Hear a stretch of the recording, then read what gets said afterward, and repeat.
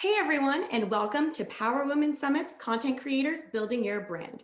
I'm Emily Vogel, Head of Programming for TheWrap and Wrap Women and host of the Wrap Women podcast, Unwrapped. Today I'm here with some of social media's top digital creators, and I'm about to do some major fangirling. So I hope you're ready because I know I am. Let's bring out our panelists. Zilber is a 19-year-old Gen Z digital creator, political activist, and model who uses her platform to share a variety of content, which she describes as beauty and fashion with a socially conscious twist. Part of that twist includes educating her nearly 10 million followers on politics in an easy and digestible way. She is also the founder of 2 Minute Times, a weekly political newsletter summarizing top weekly political headlines. Chloe Lucasiak is originally known for being a fan favorite cast member of Lifetime's reality television series Dance Moms.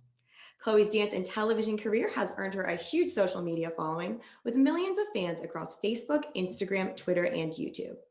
Chloe's YouTube channel has gained over 1 million subscribers in just 1 year's time, resulting in partnership deals with top brands such as Pantene, CoverGirl, Invisalign, Victoria's Secret Pink, and Playtex, just to name a few. Christina Najjar, aka Tinks, is the breakout star behind its Me Tix accounts. The former brand strategist, better known as TikTok's big sister, amassed 1.4 million followers on her social media platforms in less than a year, with her quintessential product reviews and rich mom starter pack videos. Tinks has worked with a range of brands, including BMW, Mini Cooper, Chipotle, Spotify, The Real Real, and many more. Lauren Vihamaki, also known as Lord DIY, rose to fame with her DIY videos, resulting in over 8.6 million subscribers and 21 plus million followers across all platforms. At 28, Lauren has since launched the podcast Wild Till 9 and is currently the host and executive producer of HBO Max's series Craftopia. She also has numerous profitable business licenses and brand integrations in fashion, tech, and beauty with products sold at Target, Amazon, and Walmart. Lizzie Capri is a YouTuber and philanthropist with over 11 million followers across platforms. While Lizzie is best known for her high-energy videos and family-friendly content, she is also the co-creator of Team RAR, one of the most successful YouTube creator groups of all time. And most recently, she was nominated for Breakout Creator of the Year at the 2019 Streaming Awards. Welcome, everyone. Oh my goodness, quite the resumes. So welcome to Power Women Summit. I'm excited for our chat. You guys are all amazing. So let's get started. And I first want to talk about and dive into each of your origin stories. How did you become a creator? And I know this might sound silly, but is it, one day you're like, I'm going to start making YouTube videos and posting them, or I'm going to post a funny video on TikTok. How does it start? And Tinks, I want to start with you because you're relatively new to the space, really kind of gaining your following during the pandemic. And as I just mentioned, you have experience as a brand strategist prior to this. So I'm curious to know how that influenced you and what knowledge you were able to take into this career as a creator. Yeah, so I lived many lives before my current iteration as a digital creator. And I think that that's something that, I'm grateful for because I learned so many lessons from all the different jobs that I had leading up to this one. In a way, right before I started content creation, I was creating, but in a different way. I had been freelance writing since I graduated college. I was an English major at Stanford undergrad, and I have a master's in journalism. And my favorite thing, I had a bunch of other jobs, which would take a whole other hour to talk about. But my favorite thing was freelance writing for sites like Pop Sugar and Teen Vogue. And so I was doing that. And then obviously when the pandemic hit, not a lot of cheery articles were being written. So I was like, you know what, I might as well download TikTok and give this a go. And from the second that I made my first video, I realized this is what I was always supposed to do. And that I love to entertain. I love to connect with other women through creativity. And it's just been a dream since then. So yeah, pretty new to the game. Still the oldest TikToker, but I'm cool with that. I love it. And Chloe, I kind of want to turn to you next because your journey is also sort of different because you started on television in reality TV and then transferred into being a creator. So can you talk about that? Yes, so as you mentioned, I was on Dance Moms. I started when I was 9, and around that time is sort of when Instagram popped up. And because I was already sharing so much of my life with people, I decided to make an Instagram account and then was just posting stupid selfies back then, but still sort of entered into the digital space around that time. And ever since then, have just shared my whole life on YouTube, Instagram, now TikTok, everything. So I'm just really comfortable and familiar with sharing like all parts of my life with people. So it felt really organic to go from reality television to the digital space. And it's way more fun on the digital space because you have way more control over what you share and the sort of voice you have and what you tell people. And it's fun to create new content. So that's how I got my start. Very, very organically. We were on like the back of the bus that we would travel on every weekend, just posting like videos of us dancing. And it's been like that ever since. I love it. And Amelie, you similarly have kind of grown up within this digital social media space. Can you talk about that? Were you starting to post when you were really young, or has it been something more recent? In a way, I've been posting since I was really young, but I was posting on my newsletter when I was I started my newsletter when I was 12. And I was breaking down the news every week, sending that out to my 12-year-old friends, trying to get people my age at the time to care about what was going on in the world. And I did that for 6.5 years every Sunday. So in a way, I've been posting, but it wasn't necessarily a social media type of post. I had a personal private Instagram that I would like upload my my newsletter to, but I didn't really start posting until the end of 2019 and beginning of 2020. That's when I started actually sharing content via social media in a more public way. And when the pandemic hit, I saw an urgent need to bring what I was through the newsletter to social media and meeting Gen Z where they were at. So content creation started for me very much in the height of the pandemic as well.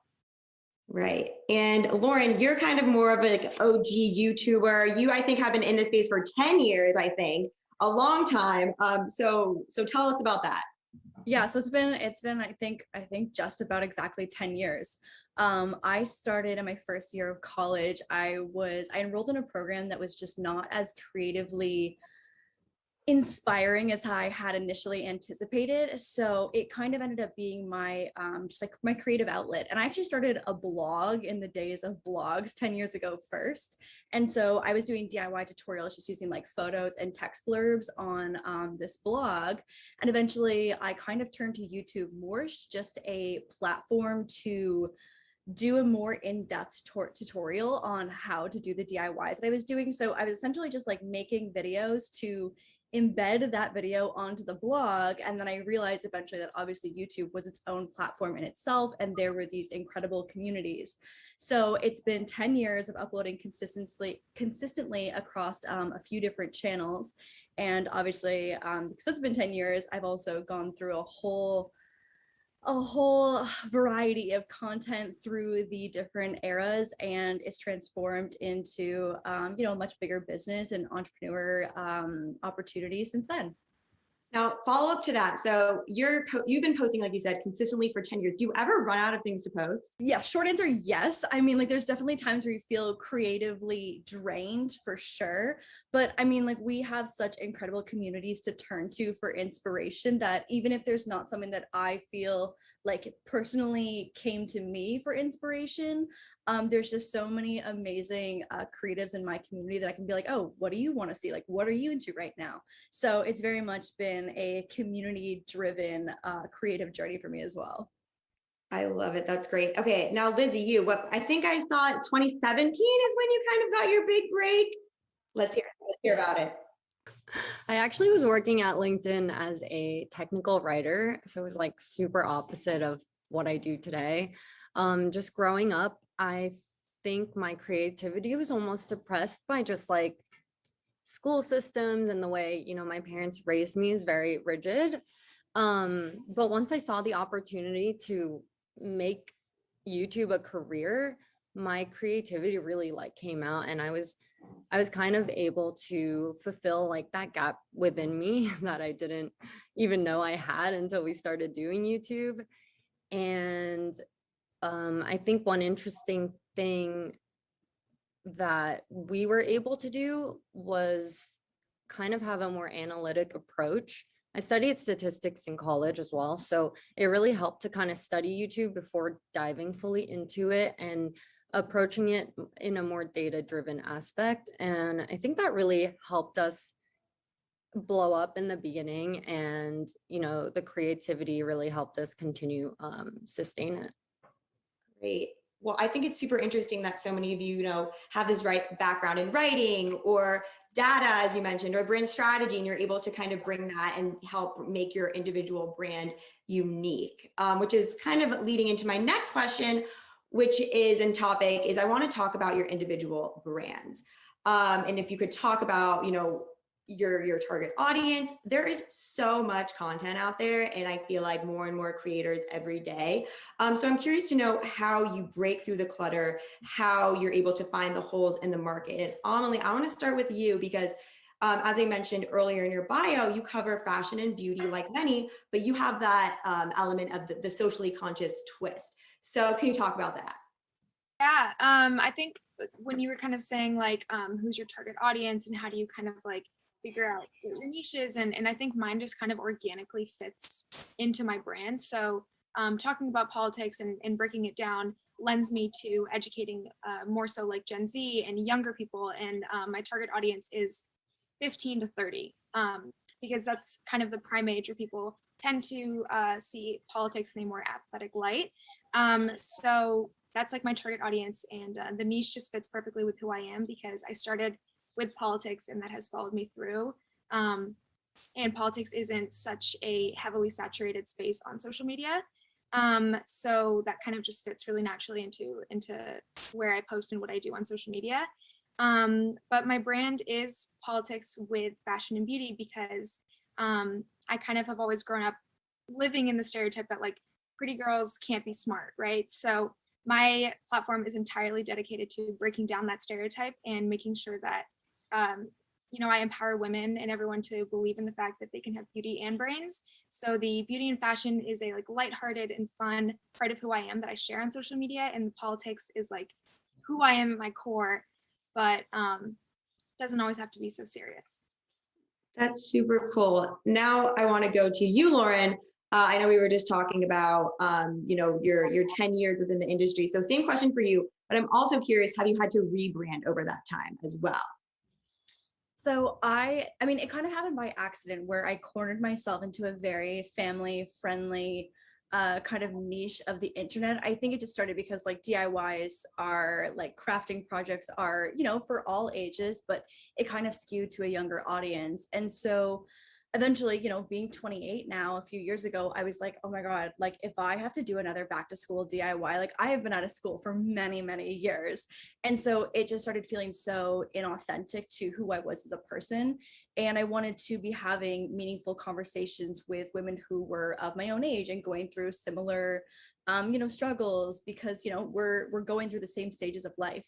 So I had to kind of make that jump. And obviously not everyone's going to be happy with becoming someone. I mean, I want to say becoming someone new because I've always been the same person, but kind of tailoring the content to the demographic of kind of like my own age, that like 20 to 35 female demographic.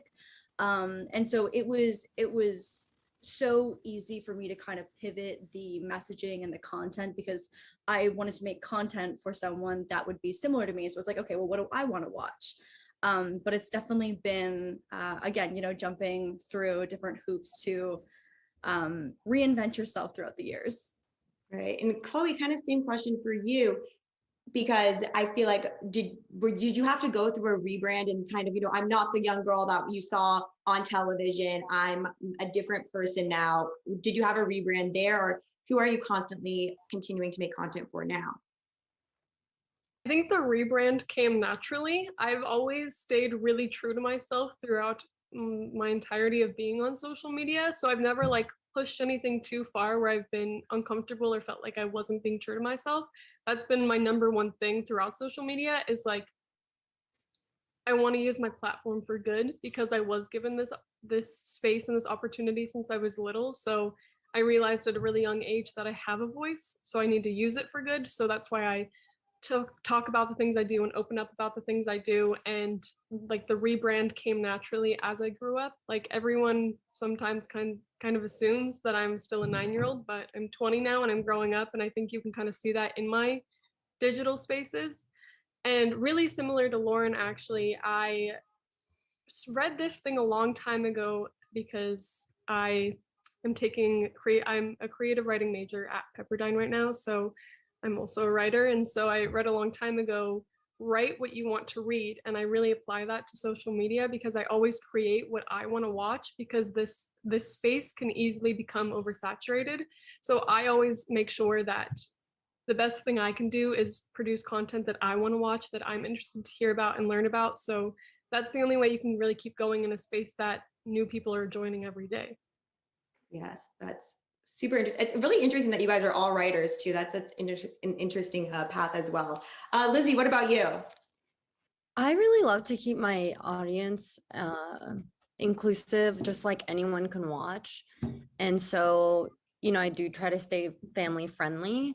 But that being said, I love pushing the boundaries of, what can we do that's extremely ridiculous and big, and how can we film it in a way that's digestible? It really helps keep my content feeling fresh. And, after being a content creator for, I guess, a couple years now, it does start to feel like a job. I think from the outside perspective, a lot of people kind of see us in our lives as like more fun than it is a real job, but it does become to feel like it is a job, and it is.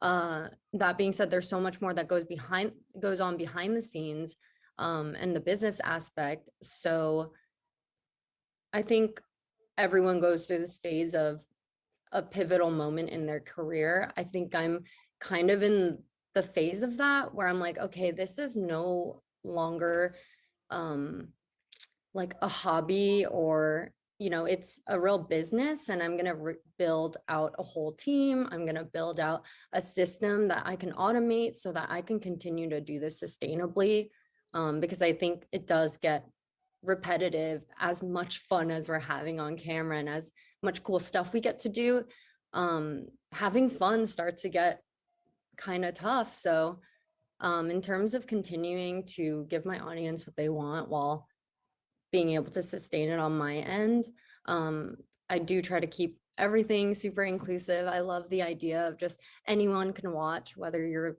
5 or 20 or 40. So yeah. Now, follow up to that, I know, speaking of kind of the business thing, you also have Team RAR, and is it RAR or just RAR? Yeah, it's RAR. Can you talk about that, the work that you're doing with that creator group? Yeah, so we actually all met through content creation. And Carter, he's my boyfriend. Carter and I met in college. We both swam together, and then after that we kind of tried out the whole 9-to-5 thing, and then we were like, you know what, let's like pivot, let's do YouTube together. So we ended up doing that, and then through that we kind of wanted to create something bigger than ourselves. We loved just the idea of having this friend group, this dynamic, something where people can really relate to and feel included in and feel like they're a part of the team. And that's kind of where Team RAR came from. Everyone, so we have Stove and Ryan, they're also creators, and Bailey's like also a creator. He's like an honorary creator. But we kind of came together through content, and we love to film together. We're also really close behind the scenes, and so it really comes organically to have built this thing. And it's really cool because we didn't build it, like not one person built it, we built it all together. And so there's so many inputs from all of the team members of what we wanted our logo to look like, how we wanted to create the dynamics. And so it's kind of like all of our babies instead of just like one person forging the way. And so I think that's what makes it really special. And it's just super fun to have other creators to kind of make content off of it. It does get a little lonely sometimes, I think, without that. And so it's nice to have that support structure there. Oh, that's awesome. All right, Tanks, over to you now. Tell us about, your audience, your brand, what's going on over there. Yeah, I think the one thing that took me by surprise in all of this is just the genuine deep love that I have for my followers. Like I didn't understand when I would hear other creators or musicians or what have you say, I love my followers so much, and I have this deep relationship with them, which I absolutely cherish. And I'm very vulnerable with them. I think that's been a big part in building up the trust that I have with them. And I'm also really honest with them. So if something, isn't working, whether it's a product or a boyfriend, I let them know.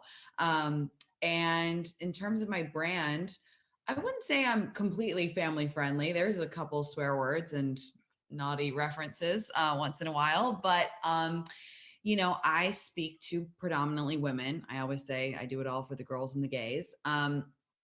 And it's like a 20 to 50, honestly, range, maybe even younger. I've had some special moments where moms have come up to me and said, I watch your content and my daughter watches your content, and like we watch it together, and like that's the coolest thing ever. So yeah, I don't necessarily think of one person when I'm creating. I can't remember who said it, but I create what I want to see. And I think that's honestly the simplest, but most helpful trick when it comes to brand and authenticity. Right. Now I want to kind of jump into navigating the different platforms, because, a lot of, it's not just making TikTok videos, it's, putting videos out on TikTok and YouTube and Instagram. And I'm not an expert myself, but from what I understand, these audiences are very different in the way that they consume their content. So I want to talk about how, each of you, if you are adapting your content to meet the different needs of the various platforms. And I've also been super curious, like, is there a system like in karate, like you've got this belt, now you go to the next color, like, I finished my blog, now I'm ready to hit YouTube, or I've made it on YouTube, now I'm going to go to Instagram. Is there any sort of process like that? Lauren, let's start with you, because you also have a podcast and a show on HBO Max. Talk about navigating all of that. So I don't know if I can speak to the belt systems of anything. Essentially too, because I started, like, TikTok was not around when I was starting. And so I feel like, just like as a viewer, I've seen a lot of my favorite TikTokers start on TikTok and eventually transition over to YouTube, more for like the longer format. And obviously YouTube has the monetization system in place a little stronger than TikTok right now because they're so new. But I think for me, rethinking content has been really interesting from a DIY perspective. So I can do a DIY video, and it can be as in-depth or just like chatty as, the vibe is right for in a video, which might end up being 15 minutes. But on TikTok, the viewers' attention spans are much shorter. So they want to see the beginning and the reveal within like 10 seconds. So it's been a mind-boggling process for me to be like, okay, so like I have to break down this, like, okay, so if I shoot for an hour and a half, and that breaks down to like 15, 20 minutes on YouTube, that then breaks down to 10 seconds on Instagram, Reels, or TikTok. So it's definitely been a pivot for me personally, because I feel like I've grown up online making long form content. So an hour and a half long podcast on YouTube is like no problem. A 20, 30-minute video on YouTube, no problem. But learning how to create super short form and bite-sized content that is like, it's just been a really new process for me to kind of tackle as a creator. Right. And Lizzie, you were also, started on YouTube as well. And a lot of your content, I feel like, is more YouTube focused. Do you want to talk about that? Or did you know, like, okay, now I'm going to go and start posting things on Instagram? What was that process like for you? Yeah, so I definitely have focused so much on YouTube that I have, I'm not gonna lie, I'm not good at Instagram. I'm not good at short form content.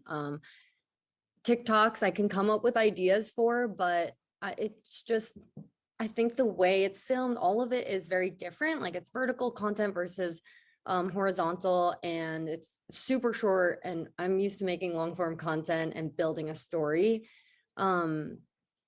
So navigating it for me, it's difficult if I did want to switch gears to short form content or something, but I plan to focus more on YouTube anyways. And so I do kind of use the other platforms as more like complimentary, like, oh, if you really like my stuff on YouTube, you can also like see more in depth of my life on Instagram or see silly TikToks and stuff. But in terms of navigating, it's definitely a struggle. There's more and more things to post on, and it definitely becomes more of a chore. And then YouTube rolled out their shorts program, so I've been like making short form content for YouTube, which honestly, because I know how YouTube works, has been much easier than TikTok. But yeah, I kind of continue to plan on staying in the YouTube realm anyways, so I do just use them as just a complimentary thing to my channel. Now, Amelie, can you talk about your transition from writing your newsletter to digital content and video creation? Right around the time of the pandemic started, I like kind of shut it down. I was a little bit disenfranchised by like the constant news cycle of COVID and like the end of the world type articles. And I was like, this is not inspiring me and it's not bringing me joy. So that's actually when I took to social media to talk about politics. But in an interesting way, I still do the same amount of research. I still put in the same amount of work to break down the news. So instead of like spending hours researching to write an article, I'm spending hours researching to make sure that the in 1 minute I can concisely express what's happening in the news in a legitimate and genuine fashion. So it's still a lot of work, but for me, content is very different than the written format. It brings me more joy. I get to have more fun with it. I get to show my personality more. And when it comes to like TikTok versus Instagram, TikTok is a space where I can kind of like be myself. I don't care if I have like no makeup on. I can be in my pajamas. I could be like eating a bag of Cheetos at 10 in the morning and literally no one will care. And then I can also express my opinions politically in a really free way. And then on Instagram, it's more like fashion and beauty, and it's kind of the still images. And then stories is kind of where I again express my personality and my character. But it's really interesting the way that these two apps kind of collide in a way that tells an entire story about who I am. So I think they all play equal parts in my branding. Great. And Tinks, what about you? Navigating the various platforms. Well, I just download my TikToks and repost them to Instagram and hope for the best. No, I'm just kidding. I got my start on TikTok. TikTok will always feel like home for me. I agree with Amelie, like it doesn't matter how you look on TikTok. And I think that's why I love it so much as a platform, is that, you can dress up or you can literally be in sweatpants, which most of my TikToks are in sweatpants, and people just care about what you have to say. Like, are you informing them of something? Are you being funny, or is it cool looking or whatever? It's like, it's kind of content first, aesthetic second, which it's very attractive to me. I grew up in the era of like the perfect Instagram grid where it's like only perfect pictures. And I don't know, I just don't think that that's that interesting anymore. So I'm much more at home on TikTok. But I do Instagram as well. I think the one feature that Instagram really still has over all of us is the story feature, which is like a great way for me to connect to my followers in a casual way. So I do like that. But yeah, I try to think about my content holistically, like a mini variety show, if you will. I'm like, no matter where people find me, I hope that they can be entertained or informed or whatever. Hope that I'm giving them a good product recommendation or a good laugh. But it's definitely a balancing act to keep them all updated, but it's fun. I mean, I really believe that what they say, like, if you find something you love, you'll never work a day in your life. And I feel lucky to have found that now. So it's fun to keep all of them updated in their own way. That's great. And Chloe, what about you? I think, as we've all seen lately, all of the platforms are constantly changing and trying to keep up with the other platforms, and they're copying other platforms. So what I have found to be easiest is just staying true to like my message and what I want to show people. And I think, as Tink said, like we're kind of going away from that perfect image and being much more real and connecting with people which is why I opened up about my eating disorders, why I came out recently on social media. Like, I just want to make it a much more like organic place for people to connect, which I think is always was supposed to be, and kind of went away from that. So I stay really true to myself on all platforms. I think TikTok is really cool because, as everyone said, you can be yourself. You don't have to be dressed up or anything. And I kind of took that mindset and shifted it to my Instagram as well. And instead of being like, oh, I can't post any photos because I don't have makeup on today, and my mindset has really shifted of like, what am I showing people? What am I telling younger kids is okay? Like, they don't have to be dressed up to have a good day or things like that. And YouTube is kind of just my fun place because I just sort of bring people along with my day, and my days are always changing and shifting, especially with school and work and everything going on. So it's more the place where I kind of don't really care, and I just sort of, it's much more organic. But the other places, sometimes I get overwhelmed by how structured I feel like they should be, but I always remind myself that like the best content is the most organic and authentic. So That's great. Now I'm also curious to know though how your content changed within the past, COVID era times. I'm sure before, you had a certain process, a certain way of doing things, and then the pandemic hit, and people, I think it's 15 hours a day on their screens. I think there was like a projected 60% increase, more and more people on their screens. It's like, were you feeling a stress of like, I need to supply more content? And also, in addition to that, there is so much, going on with, with George Floyd and Black Lives Matter, and people interested in educating themselves. And you also have people wanting to educate themselves more about COVID and how to protect myself. And there's just so many different things going on. I know, for example, Amelie and Tinks, you guys, I think, worked with the White House. Tinks, I think you talked to Fauci. Amelie, I think Jen Patsky. Can you talk about that? Amelie, do you want to start? And I know you did a lot of other cool initiatives as well, in addition to your videos and 2-minute times, working with a lot of other cool organizations as well. Yeah, so I recently just came out with a show that's produced by Facebook called Don't At Me, and it's a roundtable with 3 other like 19-year-old, 20-year-olds, and we sit down and we talk about real issues in a way that is digestible for young people, that makes sense to young people, and we talk about the issues that young people care about. So I just released that, and it's a weekly release up until like Christmas, I think. And I work with the White House really closely. So leading up to the election, I was on biweekly calls with the Biden administration prior to him being elected, talking strategy. How can the Biden administration appeal to young people? And I worked with Rock the Vote. I work with a lot of organizations to help increase like voter turnout and voter registration for freshly like 18-year-olds, 19-year-olds, 20-year-olds, new voters. And there's really a lot of incredible things happening in the future that I can't talk too much about, but a lot more really intimate White House moments. I feel really, really blessed that I get to be working with the White House. Like, a 12-year-old me writing about politics would never even dare to dream about the things that are like going to be revealed over the next few months. So as horrific as COVID was for so many in this country, globally actually, and for everyone here, like it was a challenging time. I think in a way it was a time period that I owe a lot of gratitude towards, because I got to focus on who I am and what brings me joy and what my passion is, and I got to like expand my drive, and it gave me a platform to talk about issues that matter. So COVID was a blessing in disguise. That's so amazing. And Tinks, what about you? Because I believe you kind of worked closely too.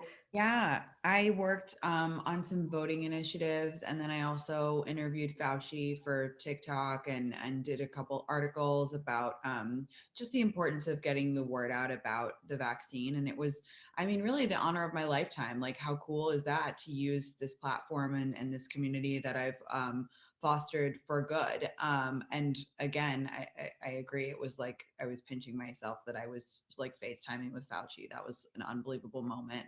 And I do think that like with great power comes great responsibility. I think that with as my platform grows, my responsibility to use it for good for issues that I care about also grows. And that's something that I take really seriously. And obviously voting and getting vaccinated are like 2 no-brainers. So it was really cool. And it's really cool to see, the administration use us for good, like to tap us and have that idea, and that whole initiative of working with TikTokers to me is really cool. Like that's exactly what they should be doing. We are the next generation, and they do want to reach new communities that might not be super engaged with politics or public health otherwise. So yeah, I'm looking forward to doing more.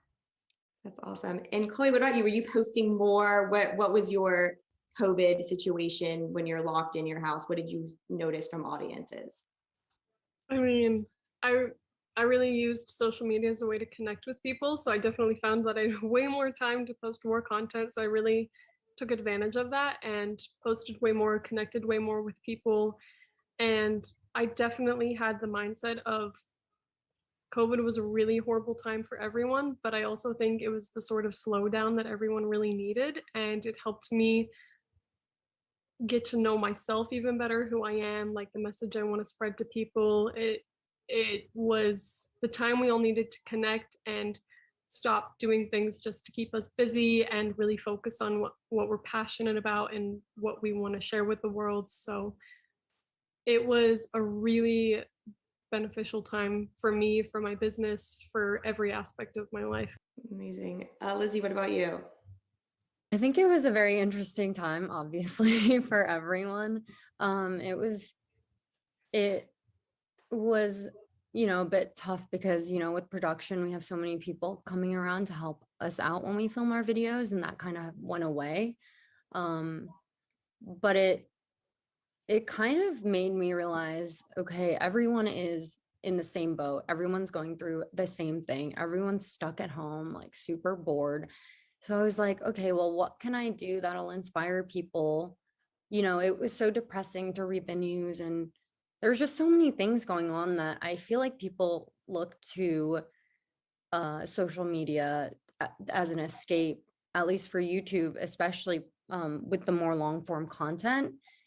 And I was like, what can I do that's fun at home that can inspire other people, whether it's to be creative or to build something or this? And so I kind of had to figure out, okay, how do I continue to provide this content at a time where I felt my audience needed it most? And I built like a slide in my house and just doing creative things that it was kind of janky, but it worked and it was fun and I had a great time and I was filming all of it myself. But it really helped me feel closer to my audience because I was just able to talk to them directly. And I think it was a time where I was able to kind of connect with my audience better in that sense. And things were a little more real.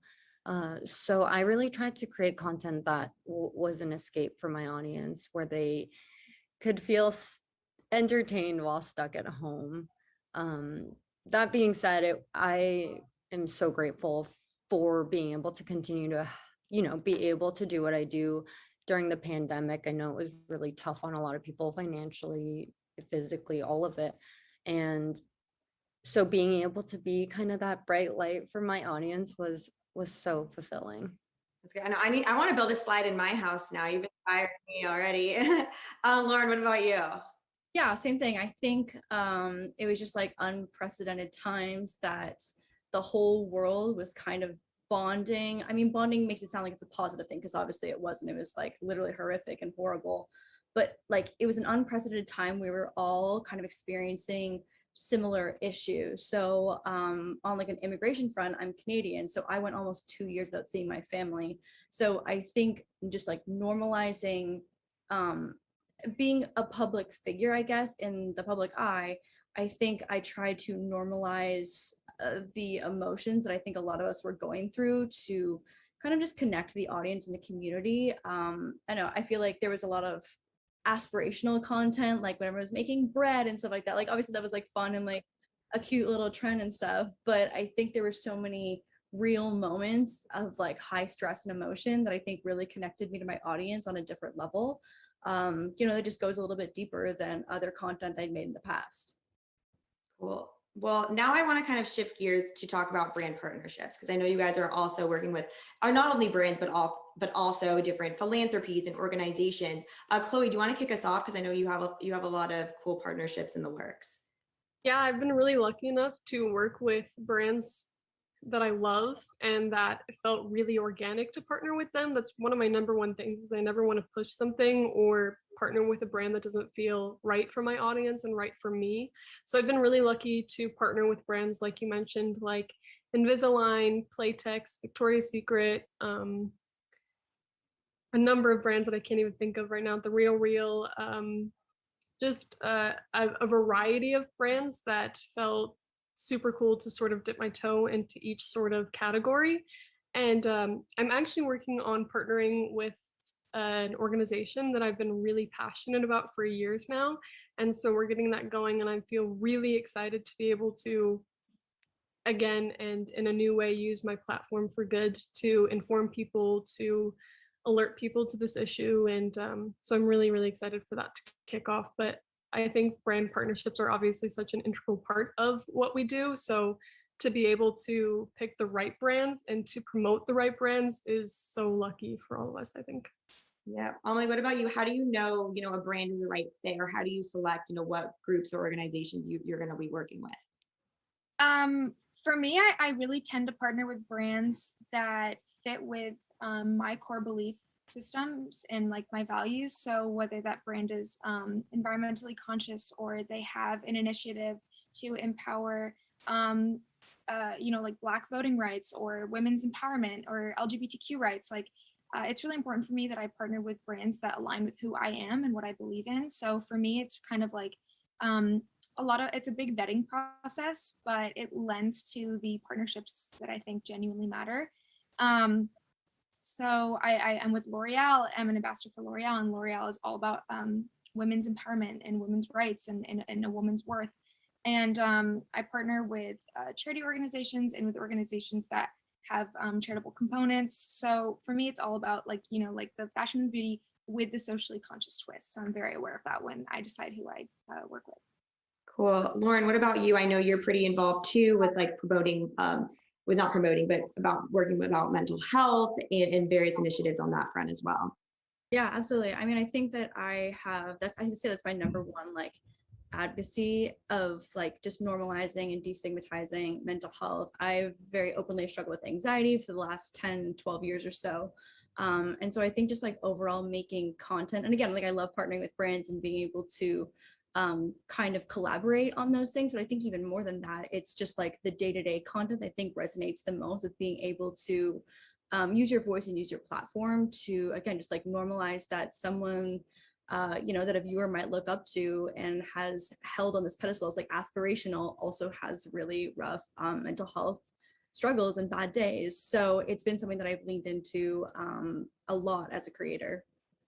Cool. That's so amazing. And Lizzie, what about you? I love partnering with brands that have been wanting to kind of have a philanthropic angle. I recently worked with GoDaddy for a big brand deal that I think I could talk about it. And we're working with Make-A-Wish as well. So I've been driving around LA and granting wishes to kids with critical illnesses. So that's been really filling for my heart, and it's been really interesting to just see the different struggles that different people go through. And then I did another initiative with LA Can. They provide food for the homeless at Skid Row.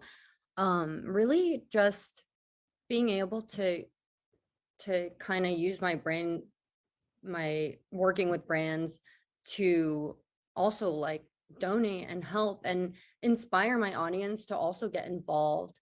The LA Can was really cool because it was so hands-on, it was so direct. I mean, Make-A-Wish as well. The impact is right in front of you. It's not, I mean, even donating $1 for like Team Seas and Team Trees, I think is like so cool, where it's like $1 goes plants a tree. But for these, it was cool to see, just to meet different types of people and be able to see the impact so directly. I think that really hopefully will inspire my audience to also get involved. And it could be anything from like cleaning up the beach or like even volunteering at a soup kitchen, things like that, where just like a little thing goes such a long way. And if enough people get involved, you can really make a difference. So I love leveraging, working with brands, with also helping out with any environmental or any like philanthropic issues. That's super cool. And Tinks, what about you? I know you're working with a lot of cool brands as well. Yeah, it's that when I started out on this new career path, I really noticed that my followers were more receptive to partnerships that with brands and for products that I'd already spoken about organically. So that was something that was really important to me. I told my manager, I was like, I only want to work with products and brands that I've already spoken about. And he was like, well, that's going to be an uphill battle. But I think, the audiences are smart, and I think gone are the days of influencers and content creators just like doing money grab partnerships. And I think it's amazing that so many content creators are so mindful of the brands they work with, having a philanthropic angle to it, or being a product that they truly love. And I really do think it's like a new wave of good that's come about over the past, like honestly, since the pandemic. I think people are just being more mindful. So that's really cool to see. And yeah, I've been so lucky to work with amazing brands. Skims, Chipotle, we did a huge long-term partnership, Kiehl's, Clinique, Neutrogena. I mean, like the brands of my childhood that I grew up with. So it's just like really amazing to be able to partner with them. Very lucky. Here's to more good partnerships for all of us. Yes, I know. Anytime I try like a new product that I love, not that I ever do brand partnerships or anything, but I'm like, one day, like if I ever get a sponsor here or there, like like Chipotle, that's epic. I would love to have Chipotle all the time. Okay, so as we wrap up, I want to go around, kind of final question or words of wisdom from you guys. If you, could give advice to someone who is looking to become a digital creator or a content creator, what advice would you give? Is there, a secret sauce, a certain amount of posts they should do a day? Tanks, I'll throw it back at you right there. Yeah. So a couple things. First of all, just be consistent. I think it's so simple, but like, it is a job. I think Lizzie was saying like, it is a job. So you have to be consistent, and that really helps build audience. So set a goal for yourself.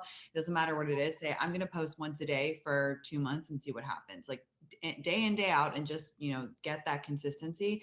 And then secondly, we've mentioned it a couple times, but really create the content that you want to see. Don't chase likes, don't chase views.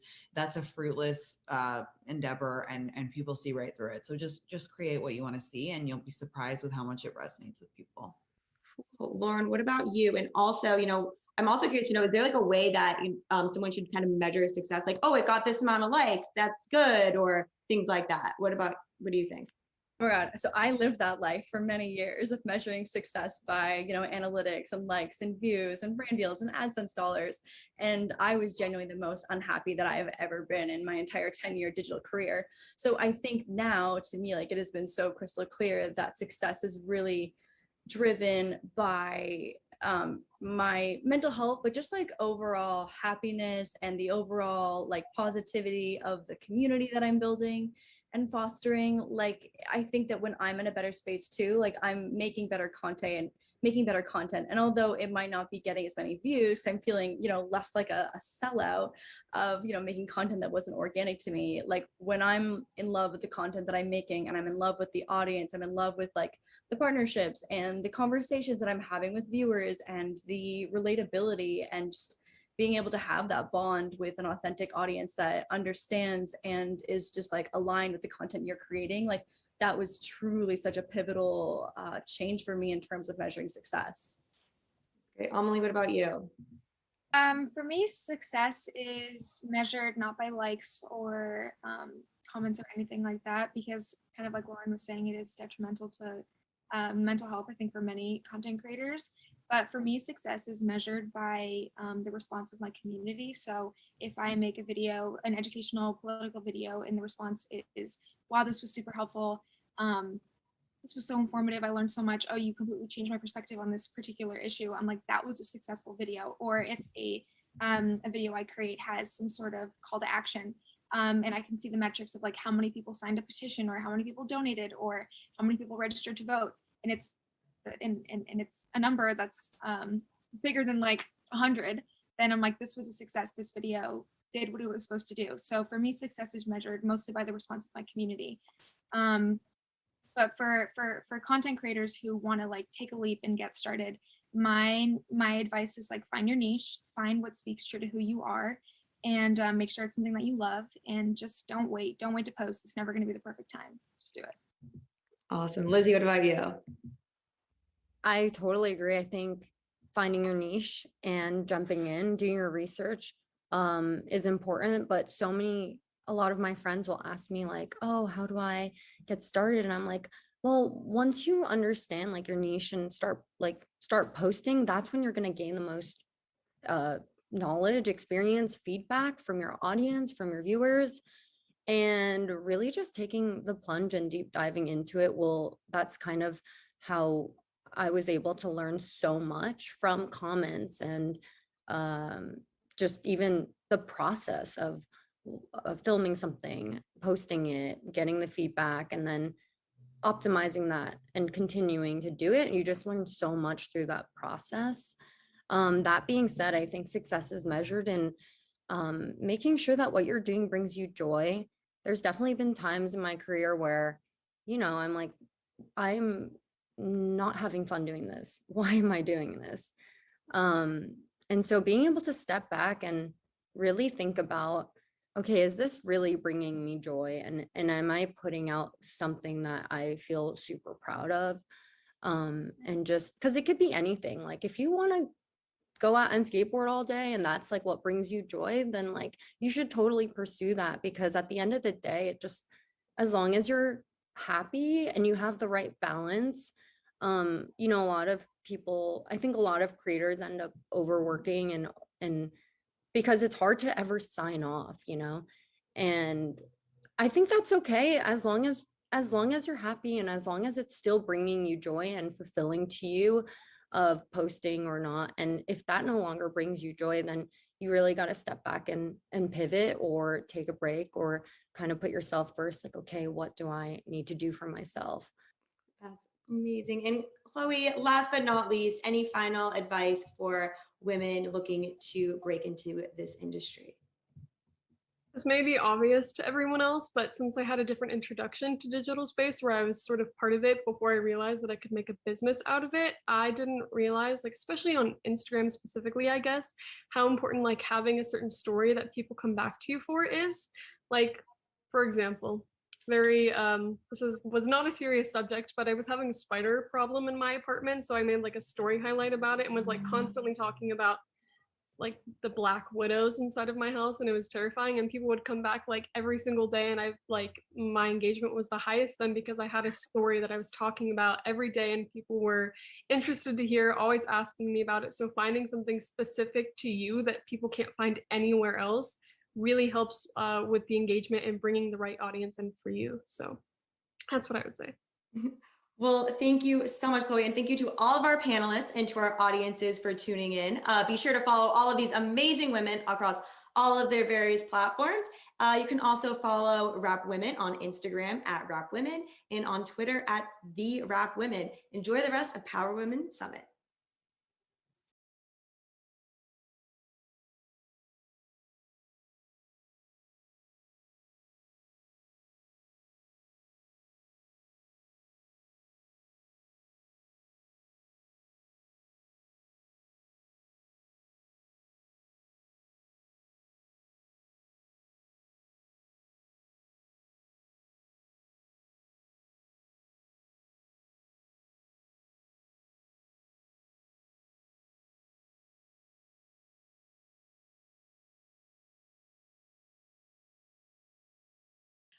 Welcome, everybody, and thank you for joining us for our Power Women Summit's Executive Corner. Dealmakers, Deciders, and Disruptors. I'm Diane Haithman, Senior Entertainment Business Reporter at TheWrap. And today I'm here with Courtney Valenti, President, Production and Development for Warner Brothers Pictures, and Laura Scher, Co-General Manager and Executive Vice President of Scripted TV Operations for MGM and Epix.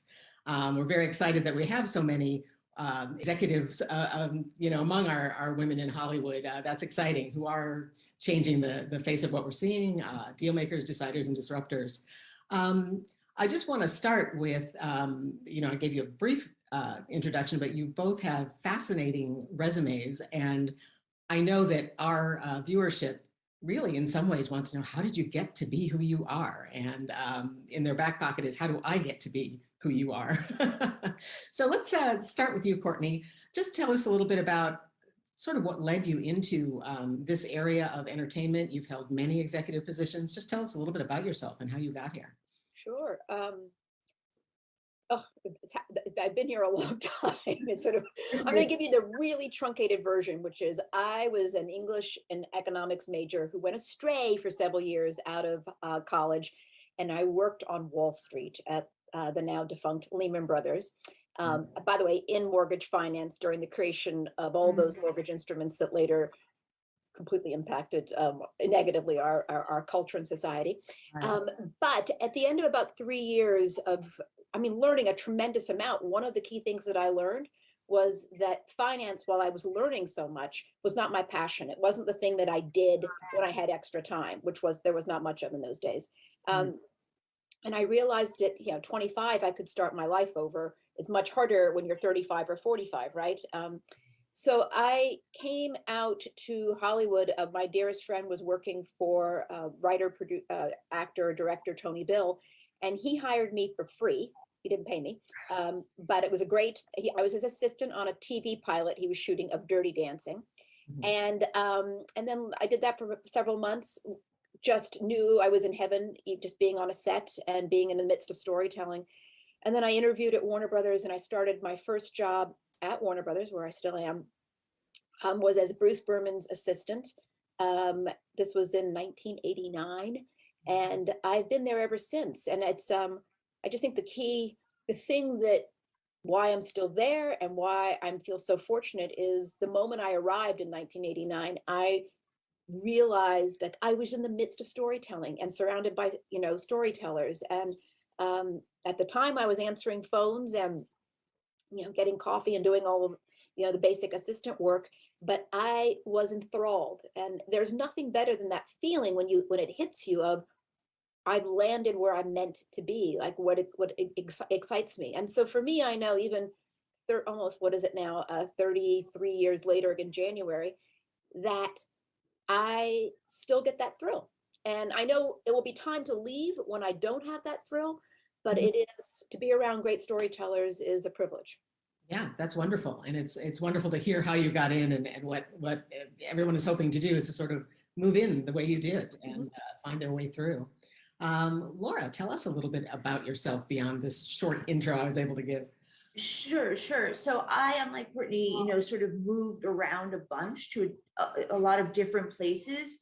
But I think something Courtney said is so important, which I find sometimes, as I get older, and I'm getting older rapidly, that people, today, it's a good lesson to sort of learn that even if you're not doing the exact job function that you want to be doing ultimately, if you can get into a place and be surrounded by the types of things and the types of people, where you ultimately want to be and with whom you ultimately want to be, it's great to just sort of get in the door and start and work and build. And I think a lot of times now, what I experience with sort of younger generations a little bit is that they want the job immediately, the perfect job. And that's not really how it sort of works in my experience. Right.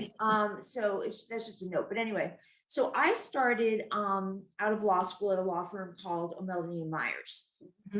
And I worked on intellectual property litigation and licensing. And we actually, one of the biggest clients in the groups is Warner Brothers. And at the time, they were involved in a very big litigation / transaction around Harry Potter, because a woman a very strange woman claimed she had invented a series called Larry Potter prior to the Harry Potter series.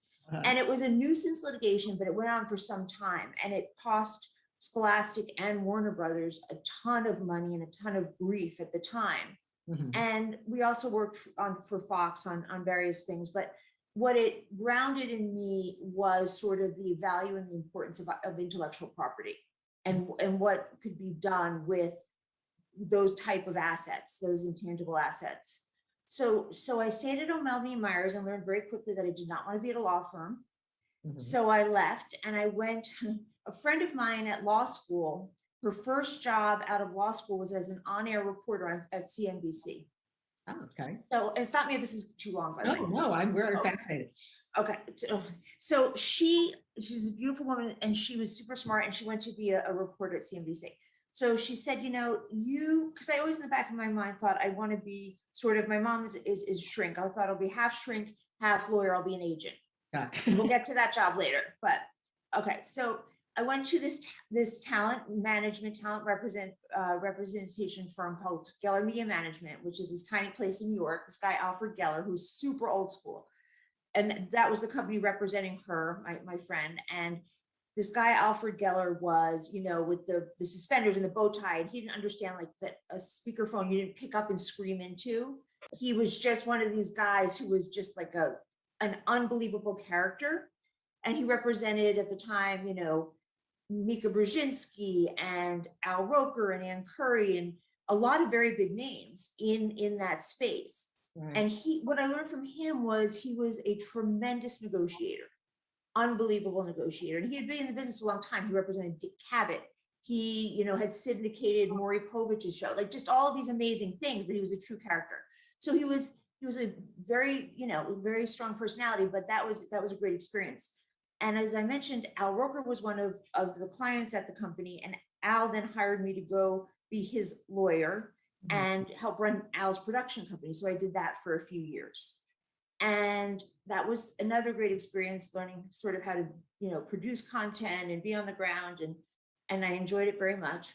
And then I was on maternity leave with my first daughter, and I got a call to go work at AMC Networks. And that was intriguing at the time because it was around the time that, Mad Men was happening and Breaking Bad was happening and Walking Dead was about to happen. And it was a very exciting time. And I was focused mostly on the other brands, meaning Sundance, IFC, then we acquired BBC America. And so the thing that was to me the most interesting at that time was that we were launching internal sort of studios, so to speak, where we were producing for ourselves. And it was, it was a great learning experience. And then after that, I went to CAA and I focused on representing writers and producers, and then really focused on helping launch some of these CAA-backed indie studios like Whip, that's run by Paul Lee, Blumhouse, YouTube Red, which is not indie, of course, but it's small. It was small. They stopped producing content, but it was small at the time. And then also Epix and MGM, I had a fair amount of dealings with. And that's how I ended up at Epix and MGM. I see. Wow. And I'm going to just ask this real quick before we move on to what you actually do with your lives. And that is, since you have been in the business, both of you, for a number of years, do you feel like, I'll start with you, Courtney, do you feel like being a woman played a role? Is it something you just ignored? Did it hold you back? Did it give you more opportunities? What was the... Look, my experience may be different than other people's experience, because when I started off at Warner Brothers, there were several really amazing, high-powered women there. Lucy Fisher, Lisa Henson. So Lucy was my mentor and the person who I say to her today, anything I do right, you taught me. Anything I do wrong is my own fault. So I was at a studio that really, Lucy was the person. She had the best director relationships. Bob and Terry kept trying to get her to run the studio, and she's just like, she's told me, so it's not, she was perfectly happy being in her fabulous perch, getting to work on extraordinary movies and being treated with the utmost respect.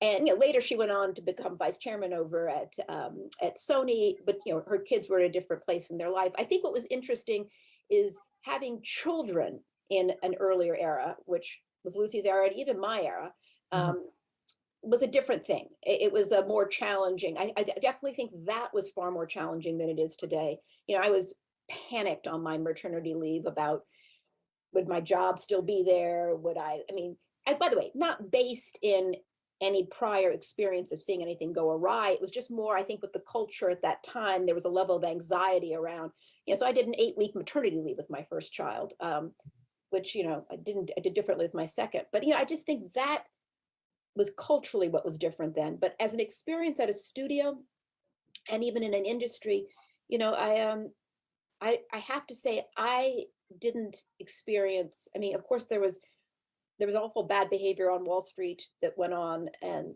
legion of stories. And there's also, of course, awful bad behavior that went on in the film business, legions of stories. But I don't know, I've always felt very respected and supported at my studio. But I know that's not the case for everybody, but I've had great teachers and mentors, Alan Horn, Bob Daly, Terry Semmel, Lucy Fisher, extraordinary people. So, maybe my experience was different, but I'm very grateful for what I was able to learn from all of those people. Yeah, that's good to hear. How about you, Laura? Do you feel like I personally did not experience anything that I could say, was challenging or, sort of direct effects of bias at all. But, certainly amongst peers, friends, that would hear a fairly consistent sort of stream of stories, and not necessarily at the company I was at the time, but just industry wide.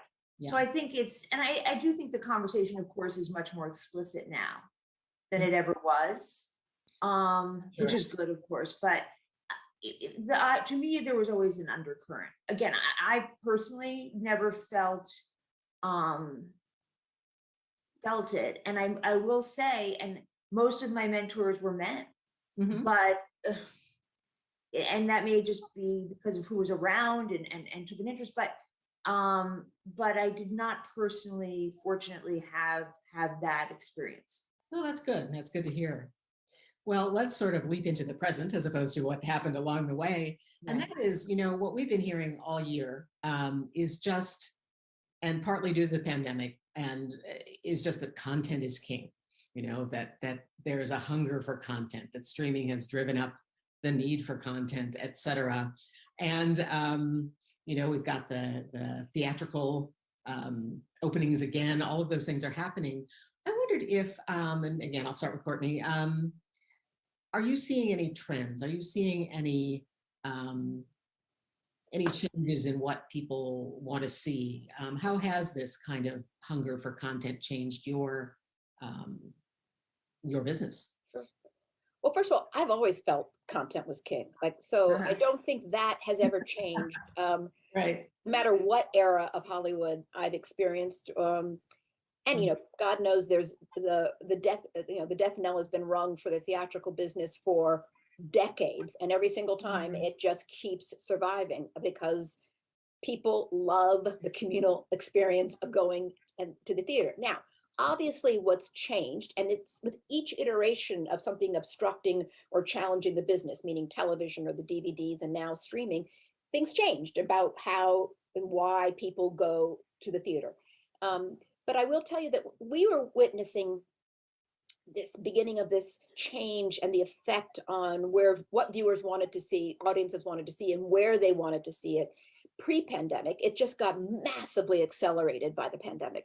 But in 18 and 19, we were starting to witness what I would call is sort of like the mid-sized movie that, by the way, Warner Brothers has always been known for this breadth. Our film strategy has always been to have this breadth of slate, mid-sized films to big epic tentpoles. And that's one of the things that really defined us. It was different than other studios. And what we were starting to witness in 18 and 19, and with a massive acceleration, obviously, once the pandemic hit, was that the mid-size film was the one that was definitely, people still wanted to see it, but it was the choice about where they were going to see it was starting to shift. And I think if we're all honest with ourselves too, and you look at your children and what, by the way, I find the younger generation is not at all trained to go to the movie theater with the same frequency that I was trained, right? But I see with my own kids, and I see with, you know, my cousins' kids who live in Texas and all over, what are they want to go to the theater for the big spectacle, tentpole experience, immersive experiences. And then it feels like, you know, more of, I still would call it the mid-size event, which could be, you know, and we all know what those are, those stories that clearly they still have movie stars and they still have great directors, but maybe the size and scope is just a little bit more in that sort of $30 to $75 million range film. Right. I think they're going to live more on the service, on anybody's service. But here's the other thing I know. We don't know. Meaning, I mean, everyone was prognosticating at the beginning of the pandemic about the death of the theater. Well, it's not happening. And so I'm always a little bit, I think we have to try to guess. Of course, that's our job, is we have to make decisions and we have to take bets. But I think we also have to be really nimble and flexible, because all along the way, even in this last 18 months, almost 2 years, some people have been very definitive about what the future is going to look like. And guess what? It's not looking that way. I mean, everyone thought the pandemic was going to be over. Like, it's not. And I think I think we're still learning about consumer behavior and where ultimately stories will reside. But I do think there are some generalizations that we're all leaning into. Yeah, you know, it's kind of looking at, you know, we had a piece we were working on a little while ago about what was happening in television, or streaming, as we want to call it, in terms of what people wanted after a pandemic. I mean, I know it's still going on, looks like it's starting up again, but that they wanted a more happy, cheerful, upbeat, fun way to go. You know, sort of the Ted Lasso effect, we were calling it. Well, I think that's true though, right? Like, we're all feeling like we don't want to watch something that is so depressing. And yet some really intense, I mean, you know, shows have really, I think, landed. Like, I loved Mayor of Easttown, right? I was just going to say Mayor of Easttown, which really worked. So it's hard to generalize. Yeah. I mean, I wondered, you know, if we sort of switch over to TV a little bit in terms of, is there anything that's an observable trend in content, whether it's pandemic related or just time marches on and, you know, things change. So for me, I mean, look, to the point of, you know, what works in a pandemic or what works generally, right? It's very hard to say, well, you don't want something that's too dour, like a Mayor, but of course it works, I think, because of the world, because of the performances, or Succession, which again is not necessarily for every. I mean, you have some of the country that is so taken with Succession, and there's another part of the country where Yellowstone, you know, Yellowstone is something that is, and they're very different shows, of course, but they sort of address a specific audience. So I think, I mean, in terms of trends, I mean, certainly, I feel like every day I read about a new remake. To me, everyone's going back to the well on IP. And in terms of, you know, beyond that, what we look for both on the platform side and on the studio side, and it's cliche, is if it's not going to be a known piece of IP that we know will work, so to speak, it's going to be a very gifted storyteller, you know, who has a point of view on a world. And that's the most generic thing in the world, but it's sort of how we look at it, because it's hard to say, you can't make the filter so small, right, that it doesn't have any room to, so that's, you know, sort of what's worked on the epic side of the house during the pandemic and prior, and probably, hopefully, you know, beyond, are shows like Godfather Harlem, which is a show written by Chris Brancato, produced and starring Forest Whitaker, about you know, a gangster in the 50s and 60s in Harlem named Bumpy Johnson. It has a tremendous cast. It has Vincent D'Onofrio. It has, you know, Giancarlo Esposito. It has a wonderful cast, and it's wonderfully written, and it's this very specific world that works. We also have a show that actually worked in the pandemic called War of the Worlds, which is a very dark, piece of IP that was done in a very good way. It was a co-production for us with Canal Plus. Mhm. And so again, it's hard to sort of pinpoint, but it's these shows that are produced very well, written very well. That was written by Howard Overman, that have sort of worked the best for us throughout the last, say, 2 years. Mhm. Yeah, so I think people are just looking for, if you want to call it better, we still call it TV. I guess it isn't streaming, but it's just quality product. I mean, I guess Yes. that's always the key. What we heard, Courtney, so much during the pandemic, though, was that one of the things that was able to keep going was animation, just because people were able to do it at home and work together on the tech. I know that with stop motion, that's a little different world, but it's just something that we've always associated with Warner Brothers, and it seems to be growing. And I wonder if you just talk a little bit about the world of animation right now and what's coming up. Sure. No. One of the larger strategic initiatives that's existed at the studio, and has been a big point of conversation with my boss, Toby Emmerich, over the last several years, is really for us to be leaning into storytelling, both in a purely animated form or hybrid, live action and animation, focused on our key iconic brands, the Looney Tunes, many of the different titles in the Hanna-Barbera library, as well as some acquired titles that we acquired 2 titles from Dr. Seuss. Mhm. So it doesn't, by the way, it doesn't mean original storytelling won't exist. It's just our focus right now is on some of these key branded titles. During the pandemic, obviously Space Jam came out as a hybrid, as well as Tom and Jerry.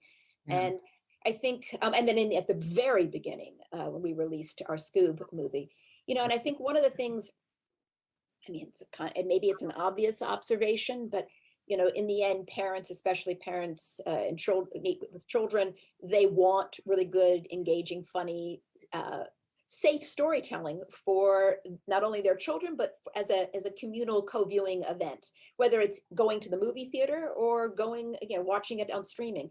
Mhm. And it's always going to be there, and people are always going to want that. And I think what's exciting for us with sort of the WB iconic titles too, is there's an incredible nostalgia factor. So I think, and we saw it with every single one of those titles I just mentioned, the ones that came out, is Right. that you not only get new younger audiences who really enjoy the humor and the charm of these characters, which is evident because they've lasted for decades, but Yeah. you also have parents of different generations, parents in their 30s, 40s, 50s, 60s, or grandparents wanting to go back and experience those characters and those titles. So I do think that speaks to the reason whether it's our studio or any studio, is really leaning into that form of storytelling. Is it's multi-generational. Yeah. We have coming up this summer, really fantastic, well, I think it's fantastic, film, DC League of Super Pets. So it's our first full-length animation foray into the DC library. It's voiced, the lead characters are voiced by Dwayne Johnson and Kevin Hart and Keanu Reeves, and just a whole slew of extraordinary actors, and it's really fun and big and epic and spectacle. So anyway, Yeah. there's a lot there in this world. Right. And it is the kind of thing that people want to go to a theater to see and to take their kids. Absolutely. It And you've seen it during the pandemic. You've really seen those family films. We're now saying the pandemic, but over the last 2 years, what have we seen in a very challenged entertainment environment? Those films, no matter who's releasing them, find an audience, and a consistent audience. Right. You always hear that, it's all about the age range of the audience, whether they're going to feel comfortable going to theaters. But it seems that there's something totally different going on, that it's the movie.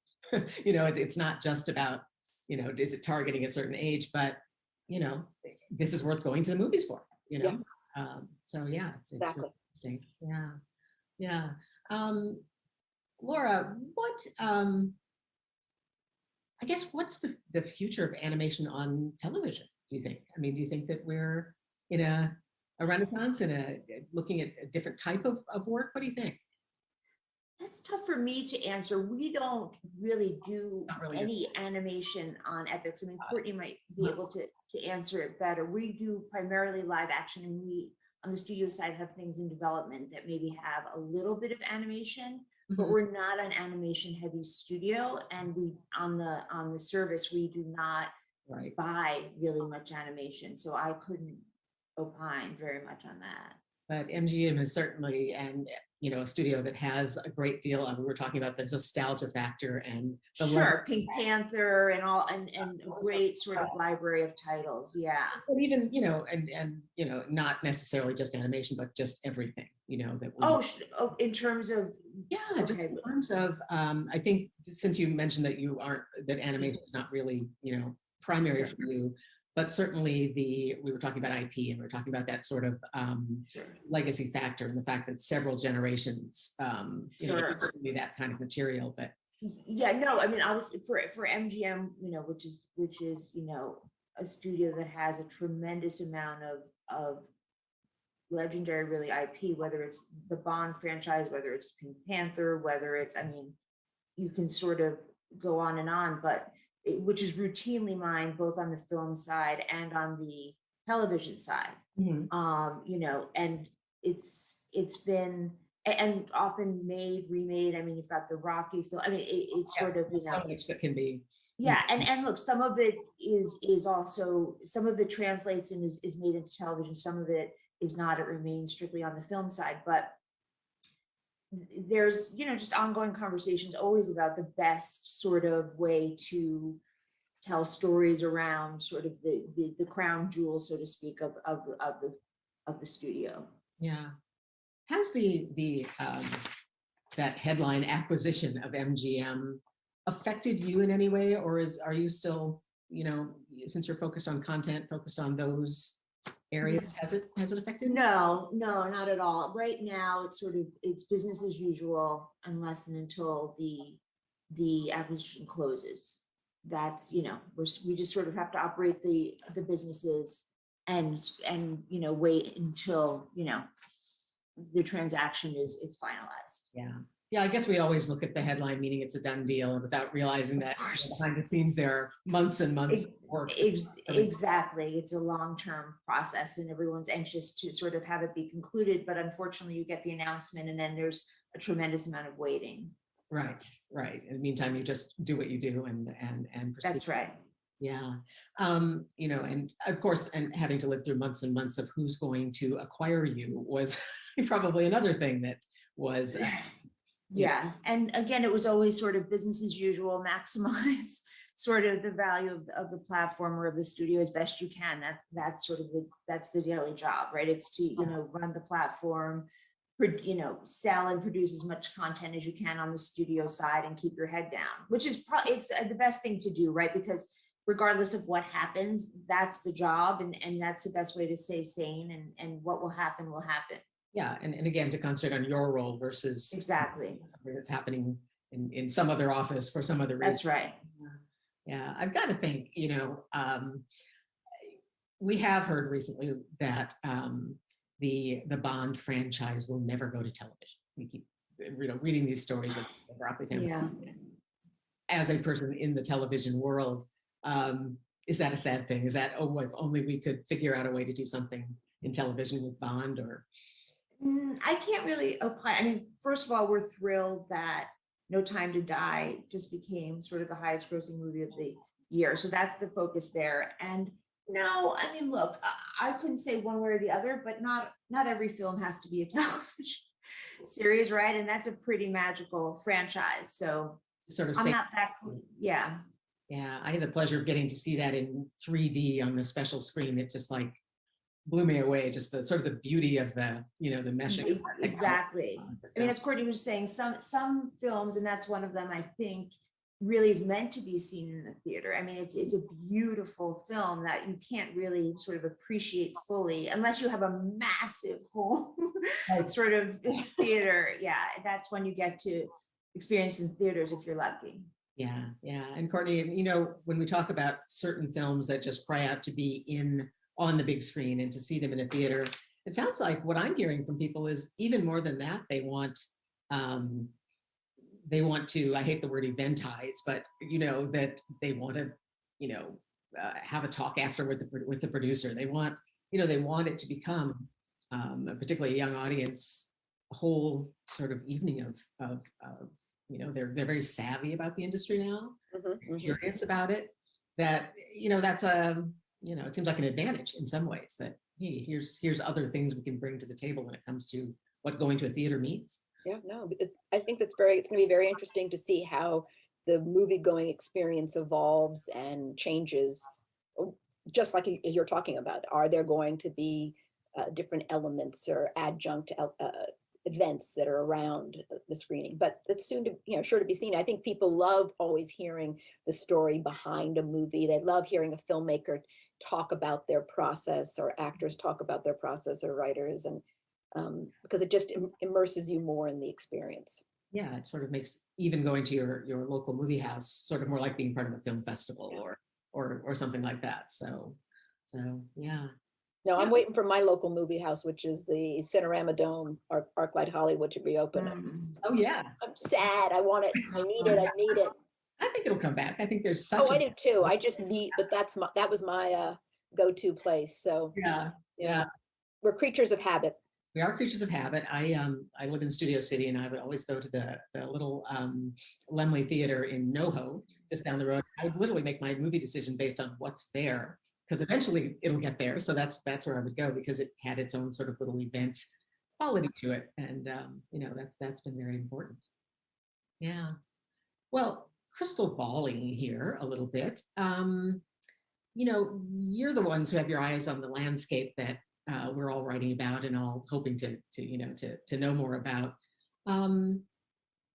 Any predictions for us? We're going into a new year, anything that possibly we ordinary people aren't seeing that you're seeing, that any changes on the horizon, I have to say, I think you're seeing everything that we're seeing. I really do. And I am loath to make crystal ball predictions, primarily because some of my crystal ball predictions that were made in April or May of 20 were so wrong. I mean, about just the world and where it was going to be. And it's just so unimaginable what was about to happen that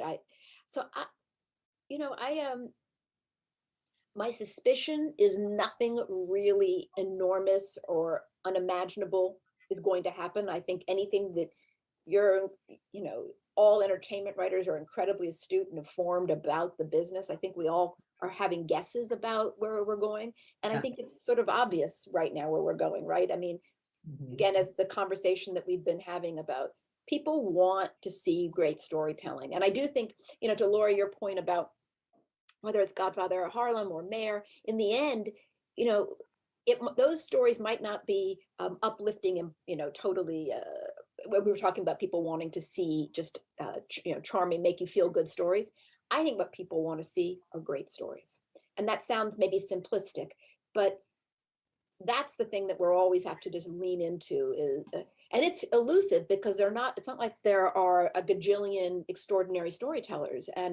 But while our studio is leaning into, branded IP the way every other studio and entertainment company is, we're also leaning into the great stories that are told, authored by extraordinary filmmakers. And those can be established filmmakers, or those can be filmmakers that we feel are just wildly talented and, going to have an extraordinary future. I mean, we're at Warner Brothers, we just feel so passionately about Ray Green, who directed King Richard for us. And I mean, such a talented filmmaker. I want to know what he wants to do next. The same way we want to make, movies with anything that's the passion project of Alfonso Cuarón or Baz Luhrmann. There are so many great filmmakers out there. And that's our business, is to try to support them and lure them in so they want to make their stories with us. But it's that, I think, is sort of a tried and truism, right? It's just we all have to seek and search for those extraordinary stories beautifully told. And I think they will find audiences. Right, so it's find the people with those ideas and just say, I'm going to invest in what you want to do.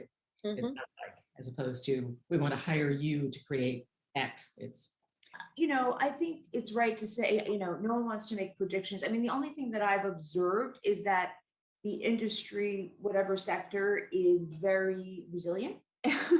I mean, we sort of figured out how to produce content in the middle of a pandemic, right? With all of these sort of accommodations that, I never thought would be feasible. I mean, it makes content production a bit more expensive, yes, but we're doing it.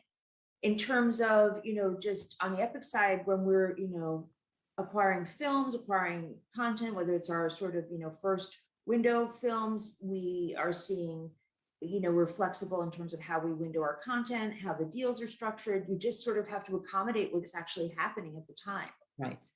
Yeah. And that, it sounds as though it's not necessarily, about, again, when you're focused on content, you're focused on content, and all of that other stuff has to be adjusted, but, but that works.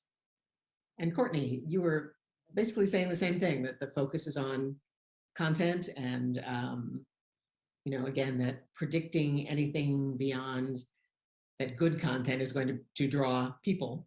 Oh, yeah, no, absolutely. And I was just talking, I'm sorry, I just remembered what the trajectory of the conversation is that I think in the end, you have to listen for is your gut. And especially when it's just too hard there's no checklist, right? Of like, if you check these boxes that you're going to have a hit movie, right? What it really is about is stories well told.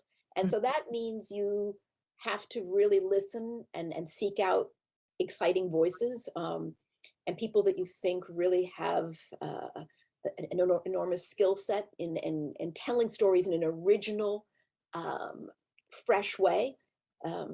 Because I do think audiences don't want to just see the same thing over and over again and a retread. They're excited for a fresh new take, especially if it's on a branded or a piece of well-known IP.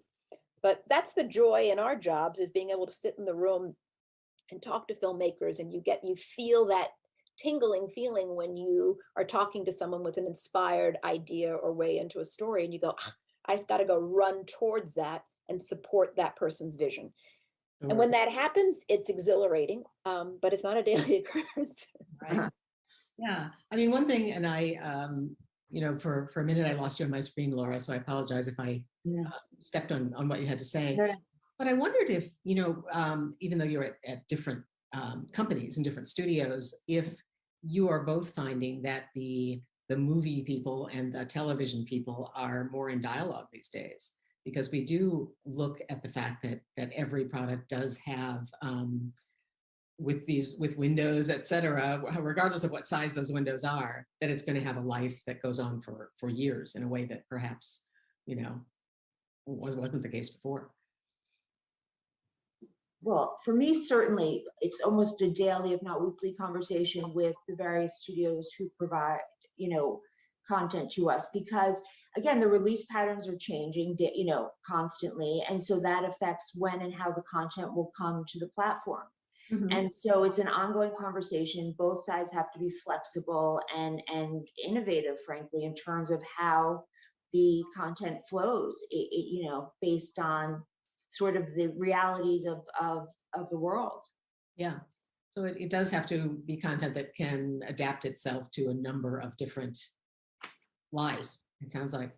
Yes, and also in terms of how, frankly, the studio might need to monetize the content if the studio is not going to have a theatrical release and perhaps wants to do a PVOD release, whatever it may be, and that doesn't adhere to the sort of traditional, sort of set of agreements in, say, a film output deal, so that has to be modified, and the studio wants to shrink a window, and there's horse trading that goes on, whatever it is, it's just sort of happening on a daily basis now.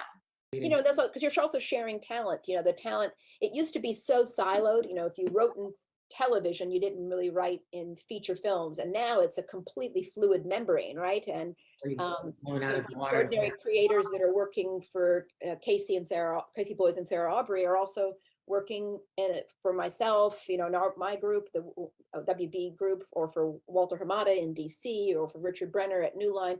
So it's a wonderful exchange of talent that we're trying to support. It does become challenging just because everyone's so busy. I think if anything right now, one of the defining qualities of this time is because there's so much content being produced across all the different platforms, that everyone, you know, the great creators are so busy. And I don't think I've ever experienced before in all my time in the business, but that's good for them. Yeah. Well, listen, since you sort of wrapped up what's happening, I think in that last comment about, you know, I wanted to check in with both of you and just see if there's anything you'd like to add, since we're, you know, taking up too much of your time as it is, and we're kind of wrapping it up. But Laura, anything you'd like to add that I haven't asked you about or ought to be brought up right now, or has come to mind as we're talking here that? I don't think so. I mean, it's certainly a very interesting time in the business and will continue to be, but as Courtney said, it's impossible to know what form or shape that will take. Sure. Right. And Courtney, anything you'd like to add, or? No, I nothing specific. This has been really interesting just to talk with you and Laura, to hear about your side of the business as well. And you know, I'm sure Laura and I could talk forever about all this stuff because we love it and we're passionate about it. But yeah, and I can help. There's one more question I have that sort of for both of you, and that is what I hear from. I happened to have dinner with a bunch of writers yesterday. They were all talking about whether or not they needed it. You know, they were all excited about content, and we can sell anything because there's so much need for content, and do we still need an agent and all that? Has the door in changed? I mean, in terms of how you, or do you still go get an agent, get your stuff? I mean, has that changed? I think agents are vital. Yeah. I mean, the great agents, like the great studio executives, like the great producers, they're vital. Yes. They're strategists for people. They you know, both in terms of helping map out a career, they fight for their clients and getting the best deal. That doesn't just happen automatically. I think sometimes people don't realize only if you're interacting with, you know, fantastic agents, which I do every single day, do you understand really the levels they go to for their clients and how they fight for their clients. And if I were a writer entering the business or a writer already established, I would, without a doubt, I think having a great agent is vital. So it's still that tradition still holds. It's not about the Wild West where, you know, you find somebody on YouTube and all of a sudden they're not my experience. I think Courtney's right. It's very challenging to navigate, and the people, the creators, the artists who know how to partner effectively with a representative will reap the benefits. You know, I speak to people who say, well, I'm just giving away 10%, I'm giving away this and that. It's like, you can't look at it that way, really. You have to really understand what the relationship can mean. And to Courtney's point, there are agents who will fight like crazy for their clients, and really who also will help you, as you're saying, build out a whole career. It's not about, if you view it only very transactionally, you won't get what you need from the agent and vice versa. It has to be a long-term relationship. And that's, I think, what people have to understand. But in my experience, if you're unrepresented, sending in material, I think anybody will look at it for legal reasons, if nothing else. Exactly. That's a very challenging thing. I wouldn't recommend that on a poster front. Okay. Well, I don't consider that we'll wrap up there. I don't consider that a negative. It's just letting people know that there are still some traditions in this business. Yeah, I think so. Yeah. Yeah. All right. Well, listen, thank you both so much for your time. I really appreciate it. And I could talk to you all day, but I know you don't have all day, particularly with all of this content out there to take a look at. Thanks so much. And thanks to. Nice to meet you, Courtney. Nice to meet you. Nice to meet you, Laura. Nice to meet you, Diane. Take care. Thank you, Jessica. Bye.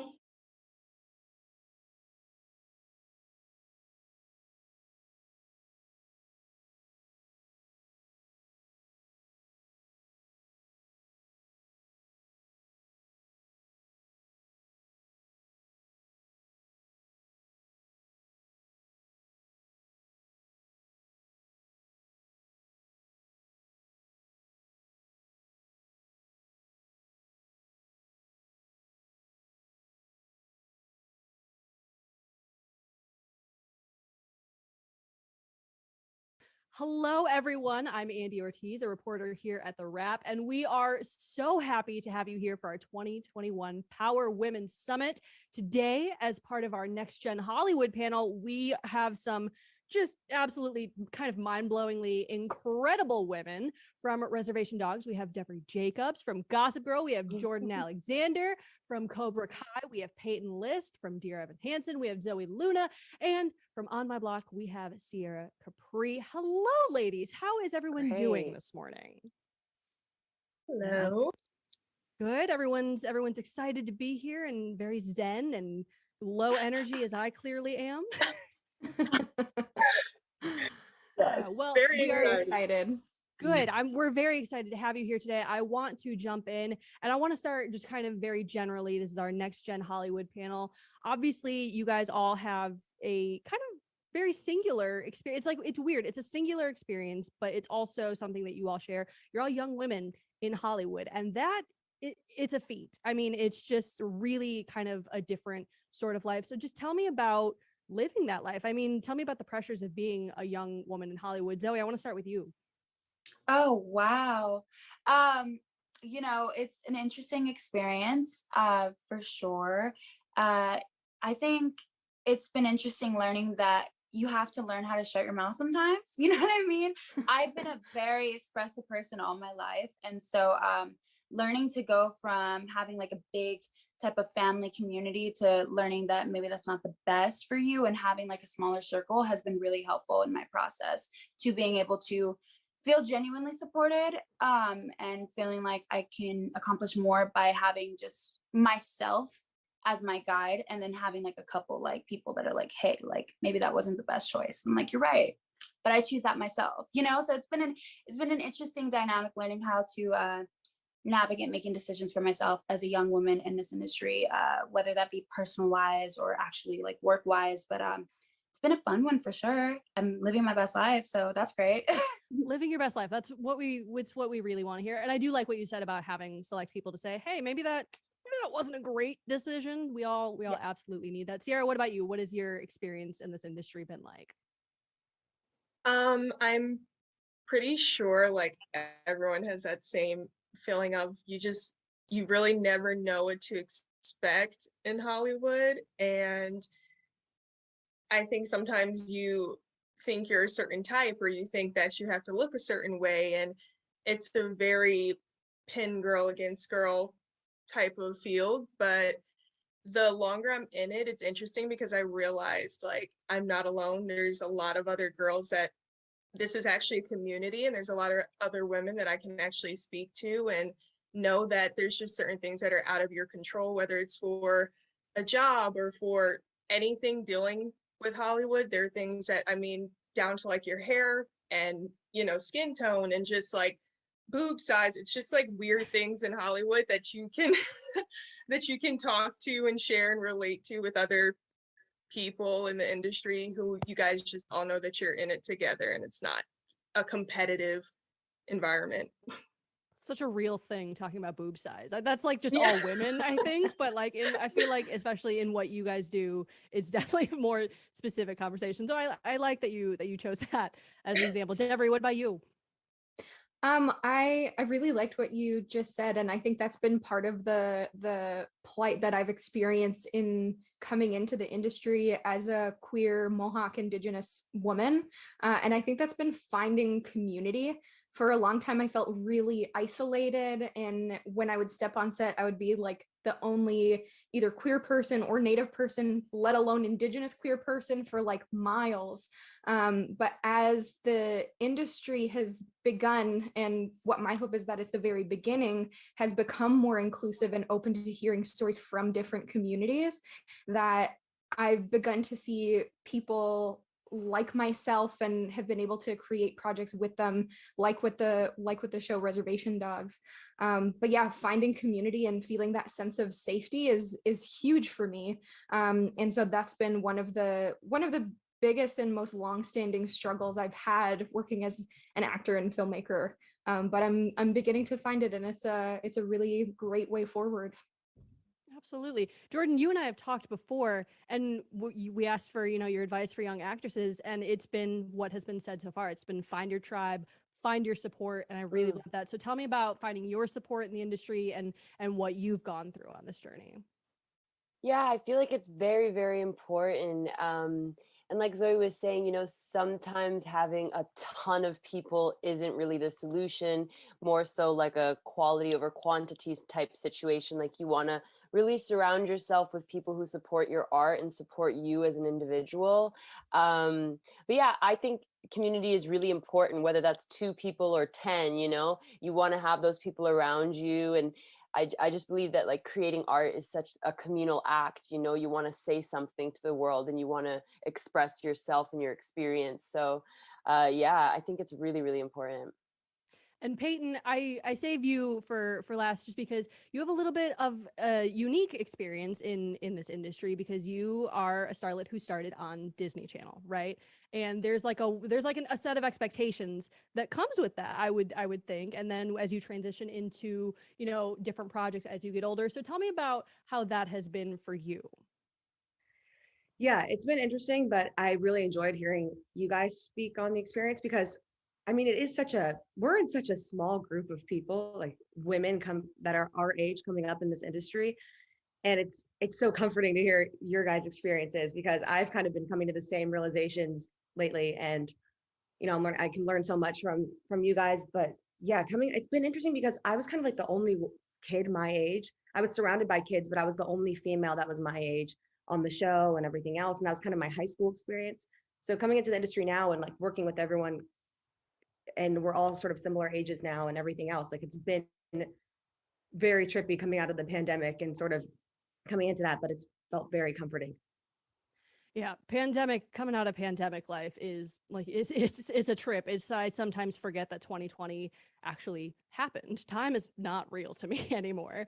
So Jeffrey, I want to ask, because we talk about finding your support and finding those people that can tell the stories that you want to be part of telling, and that reflect your experience. And Reservation Dogs is a very singular kind of show in that respect, where it is the first show, all Indigenous writers and cast and whatnot, and it's kind of like the example, right? It's what people say they want. It's for representation to happen, we need it to actually be reflected. But Reservation Dogs, like it happened. It is what people say we need and just somehow aren't doing. So tell me about that experience and working in that kind of environment.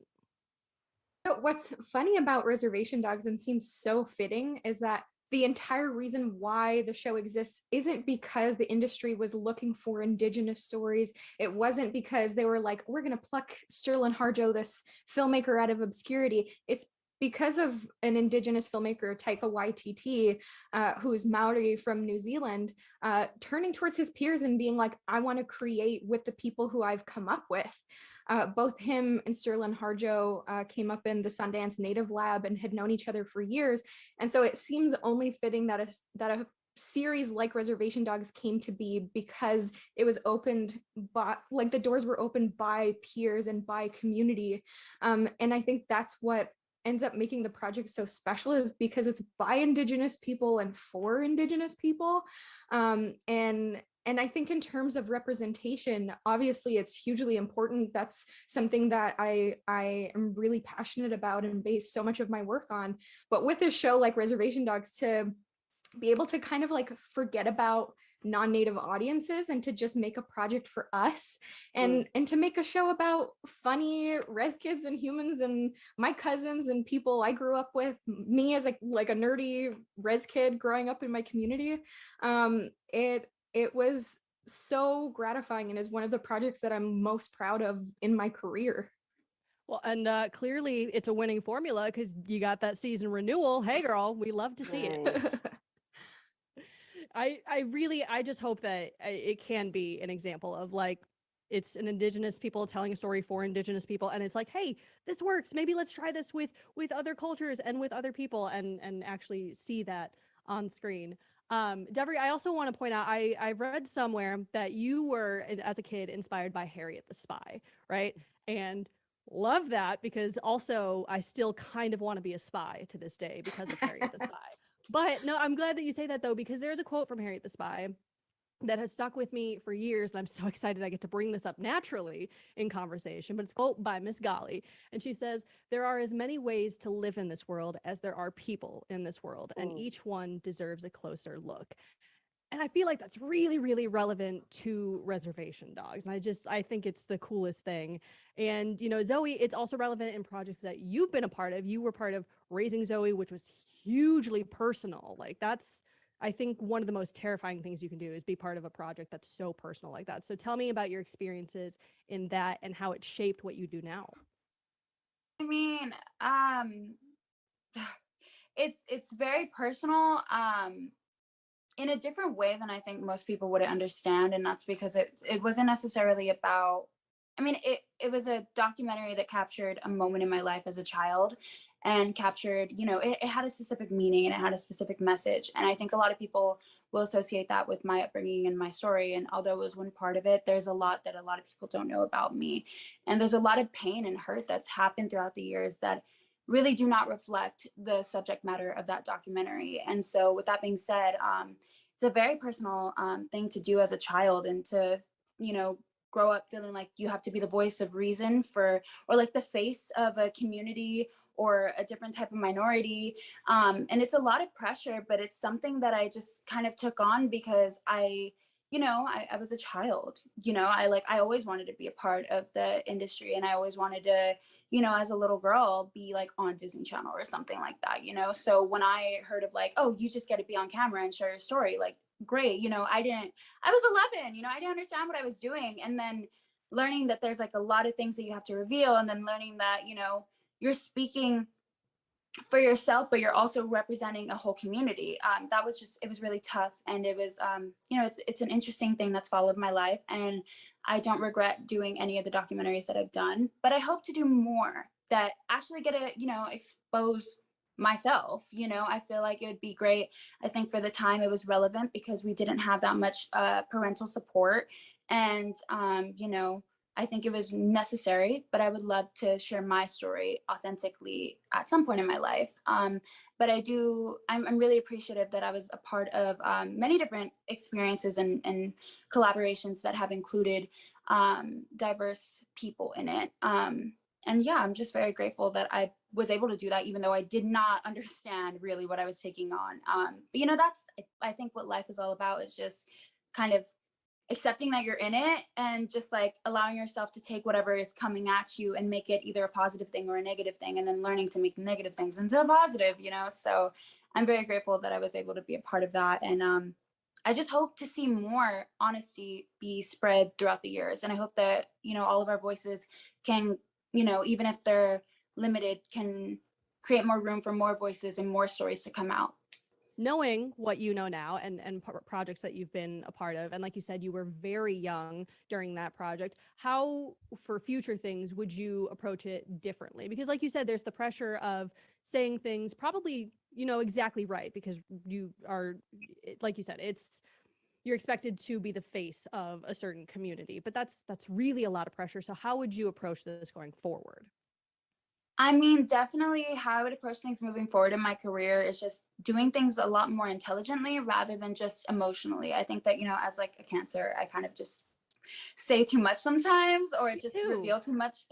You know, I'm very much water. So you know, I think I would move forward in a more tactical way, a more intelligent way, you know, really honing in on what I want to say before actually speaking it and thinking about it, and having the right team behind me that's like, okay, you know, you want to share something that's vulnerable, but how can we do it in a way that's impactful, that doesn't create a bunch of problems? Because I feel like as an actor, you know, in this industry, there's so many things that you experience or that you see, and you don't want to speak on it because it's like you want to secure your spot at this table still to make sure that you have like a lasting career. But at the same time, you know, there's just many situations that I've been in where I've wanted to reveal things, but because of people in power, I haven't been able to. You know, unfortunately, my mom was one of those people. So, you know, I just would move forward with people that allow me to express my truth while still making sure that everything is wrapped up in a safe box for me as a person. But ultimately, I do want to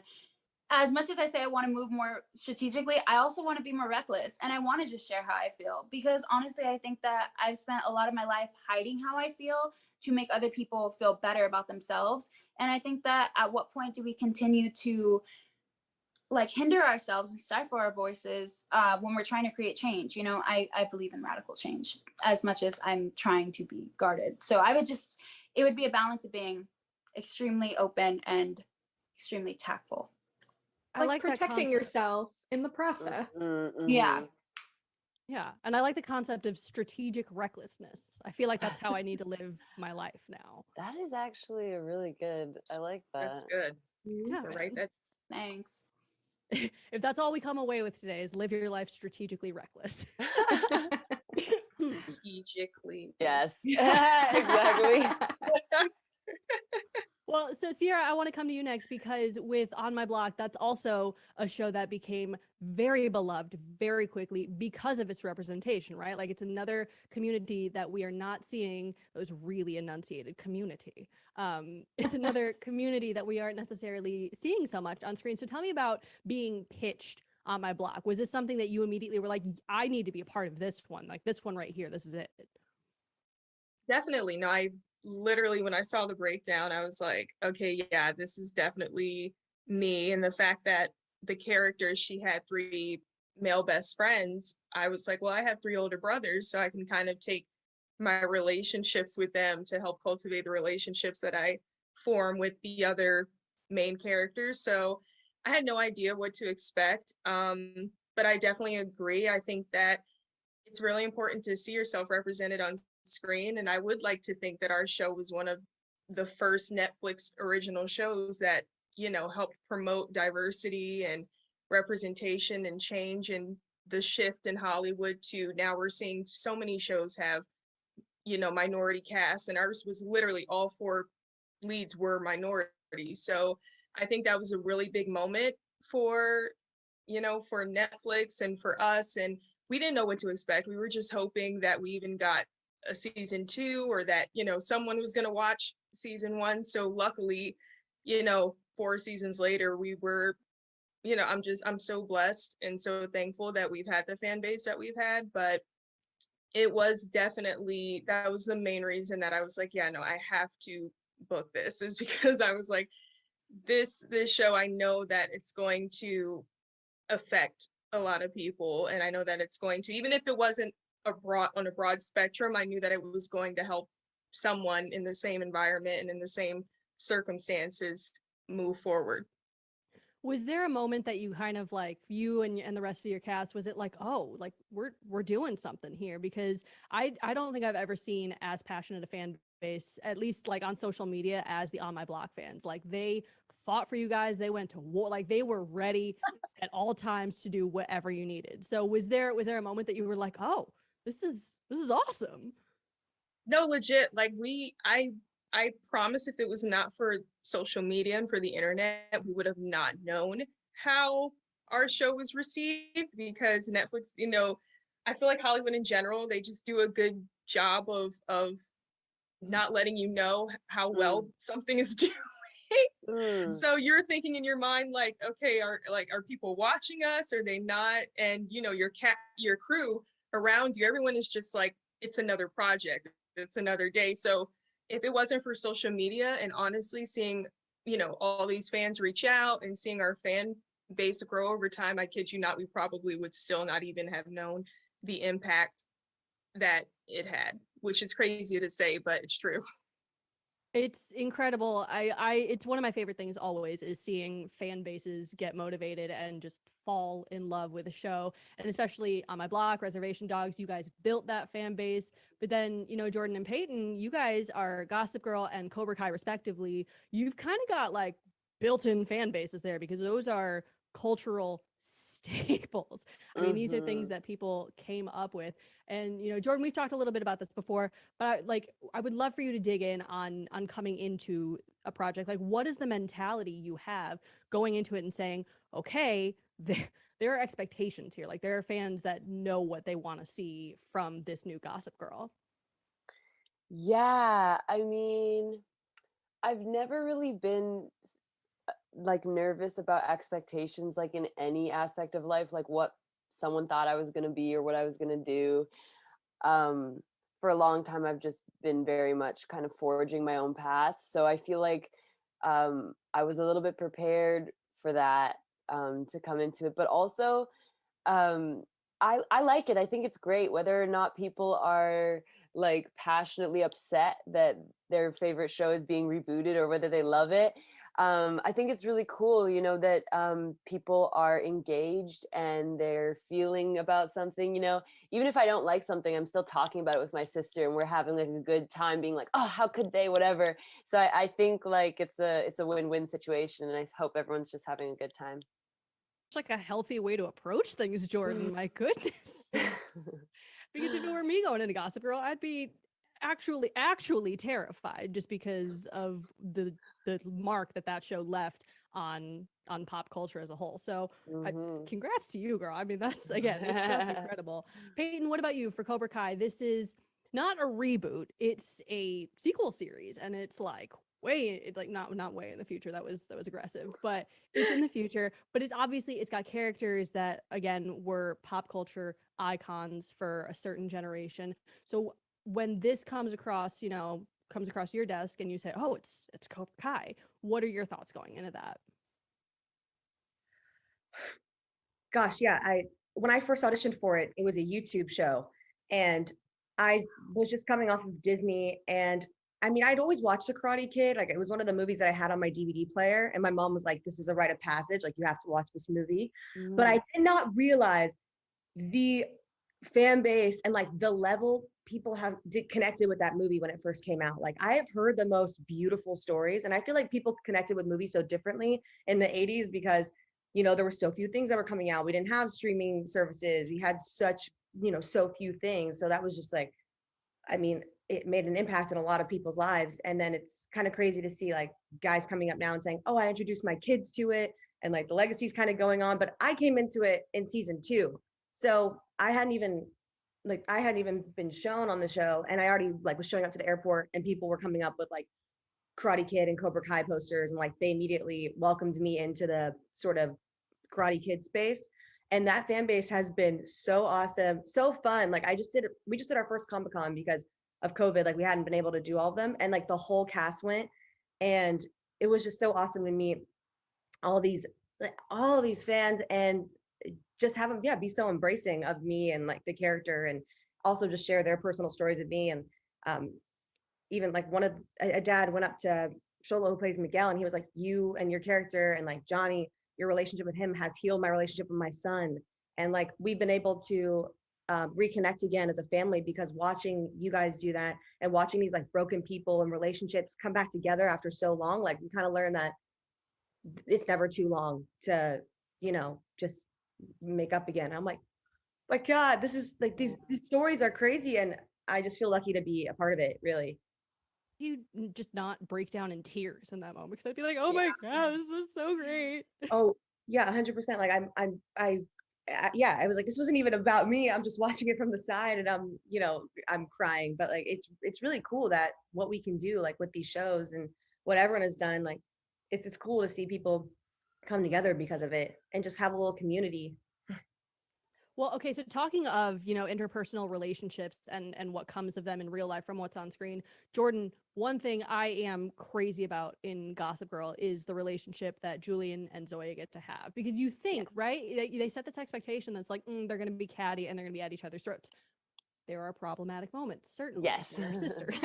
but for the most part, there's always this drive to get back to this healthy base of like, look, I don't want this tension between us. I don't want this conflict. I just want to be your sister, which is, I think, a beautiful, beautiful relationship between two females to see on any show. So what does it mean to you to be portraying that kind of healthy relationship? Was there conversations that went into that? Tell me more things.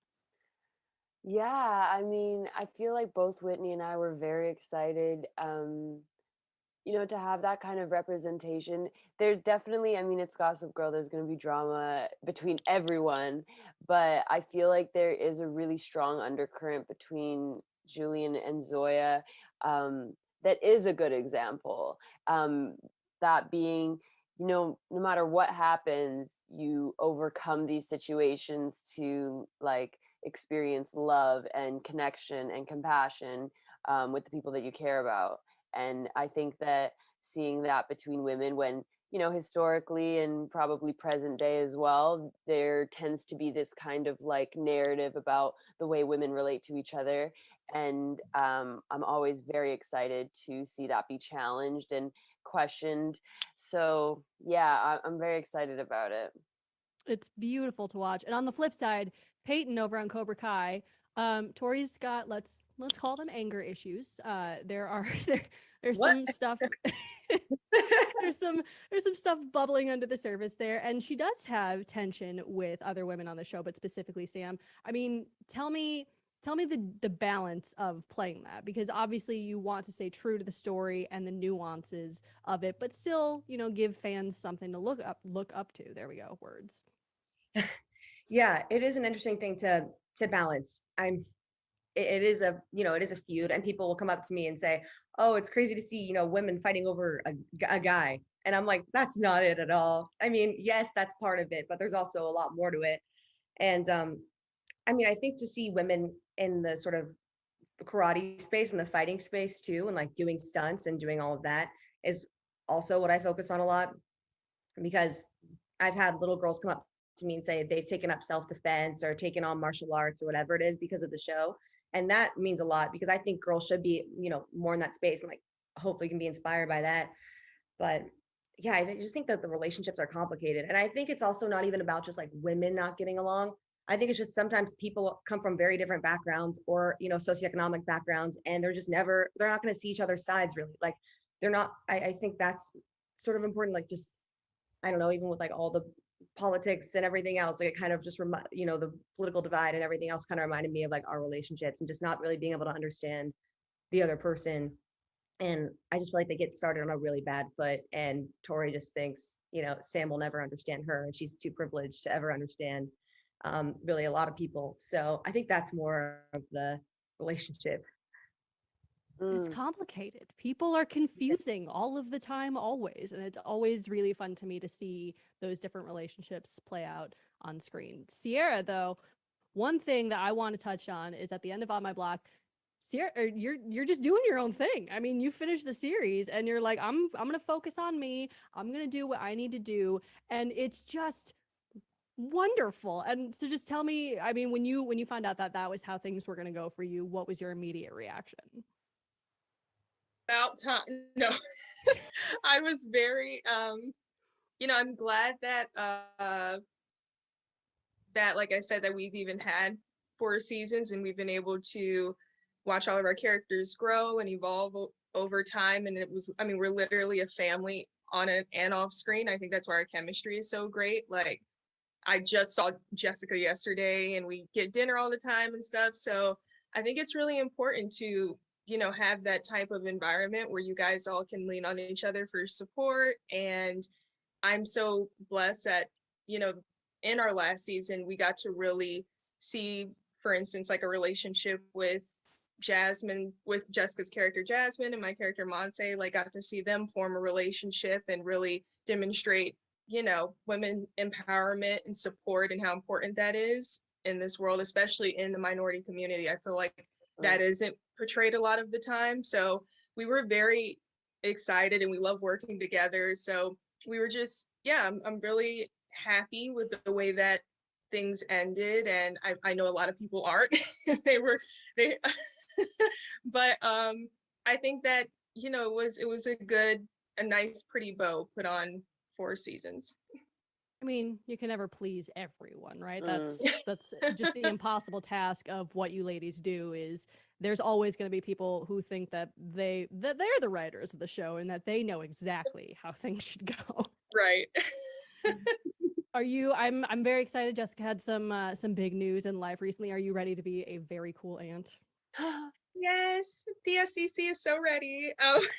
The funny thing, I was about to slip and say that yet, like that's why we were at dinner, but I changed it. I'm like, maybe she won't want me to say that, but yeah, no, I'm very excited for her. She's gonna be the world's best mommy. She's so fantastic, and yeah, I'm very excited for her. I can't wait to see her little bundle of joy. I'm excited for her kid. Cool mom, cool aunt, great role models to look up to. Like, we are living in a great time for the youngins. Oh, spoiled. It's yeah. He or she's gonna get spoiled by everyone on the show. I already know. It's going to be amazing. As much as I think that we are in a wonderful time, I do want to ask, this is something that I think about a lot, and I want to open this up to all of you, is just how do you look out for your mental health in this industry, right? Because it's hard. Like, there's just no getting around it. It's hard. You have to go through things that a lot of people don't have to go through. So what is your kind of go-to method of like, okay, I need to look out for me right now? And Zoe, I want to start with you. Thank God, because I was ready for this one. I'm very spiritual and I try to pick up on vibes as much as possible. I think from being a survivor of sexual assault, I don't know if that's like a superpower I freaking gained from that, or I'm just a very paranoid person. But, I would say that I've leaned in on my spirituality to help me guide myself through this whole journey and experience. And I think that, the experiences that I've had on the sets that I have been a part of have really taught me when to extend yourself and when not to overextend yourself. So definitely how I maintain a healthy balance with myself and I don't feel drained and I keep it focused on work is that I keep it focused on work. It's very fun to socialize with everyone and it's very amazing to, have those bonds. But I think a lot of the times, depending on someone's process or depending on, the situation, it might seem like everyone wants to be friends, but it could be something completely different. And so I try to make sure I take care of my mental health by just retracting from situations that I feel, listening to my body and listening to when I feel like I've had enough and when I'm overextending myself. And also by, I think therapy is something that I firmly believe in. And I think that it helped me understand myself. And I don't think that you can really find the best tools to help your situation if you don't even understand yourself at the first, because then you won't understand why you do the things you do, or you won't understand what triggers you. So, being vulnerable, being honest with yourself and going to therapy can lead to you being able to find tools like spirituality or like actual coping mechanisms to being able to help yourself and, not just cope, but heal and move forward. So spirituality, listening to my body and being honest with myself and finding people that I can really confide in, because I have a very, I process things externally, not internally. So I have to have people that I can rely on, if sometimes not myself. So yeah, that's how I kind of attack it. I feel like we're having a really great coping session here. Like just getting tools that we need for life is what I'm getting here. Devry, what about you? How do you process things? How do you take care of yourself in this crazy life that you are living? Similarly to Zoe, I also am a huge advocate for therapy, especially over the pandemic. I was able to see my therapist regularly, and I left, well, not that we're out of the pandemic, but I'm now on this side of the pandemic, feeling like I have emotional stretch marks all over my body because of how much I've grown and how deeply I've been able to listen to myself. So that's been huge, a huge part of setting boundaries and making sure that I'm taking care of myself and my mental health, and also connecting with family, connecting with my community, and making sure that I'm staying grounded in that. I also have different people and things that I can turn to spiritually, just to make sure that I'm taking care of not only my mental health, but also my spirit and mind and all of that. But yeah, I love that this is just like a pro therapy conversation. It's what I strive for in all of my conversations. Peyton, I want to come to you next because, Zoe mentioned taking care of her physical health as well. Cobra Kai it's taxing. I mean, you mentioned in the martial arts space and your stunts. So you have to look out for your physical health and your mental health. And it's a lot. So what do you do? It is a lot, but luckily I think the two coincide and they help each other out a lot. And if I get to punch some things, that's very helpful. But yeah, I think it's really like my physical, working out has become the way to clear my mind. Like I now go on these long runs, or we have to stretch every day, like every morning before we start working out and when we start our karate, we have to stretch. And I've just kind of implemented that into my life too. Just stretching and listening to your body, finding some quiet time too, and just like finding there's structure in that as well. Just having structure in a industry where there's really not a lot of it, and they're throwing you around all the time and asking you to be in all kinds of different places at once. I think finding some quiet time for yourself is just so important, and I don't know how I was doing it without it before. Yeah, because it's a lot. I can't relate to the long runs thing. People who run for fun confuse me. I don't get it. I respect it. I respect it so much. I just don't get it. I'm also not, I don't think I'm meant to be a land creature. Running is very hard for me. But it's crazy to me that you can do that. But it's great for some people. Yeah, no, it used to be I used to never think I would go on long runs, but I was stuck in Canada over the last couple months filming, and it was just beautiful there. And so I just ended up running with music on, like blasting music and near the water, and it's clean, and I feel like I can breathe over there. And yeah, it's like a spiritual experience for me. What's on your playlist? Like what was your like number one pump up running song? Like, oh, this is the vibe. This is the move right now. Oh gosh. There's a song called There's No Going Back, and I would just blast it, and I was like, there's no going back for me, baby. I was like, there's no going back. I'm not going back inside that damn house and quarantining again. Hey, whatever gets you through. Jordan, what about you? How are you looking out for your mental health at all times?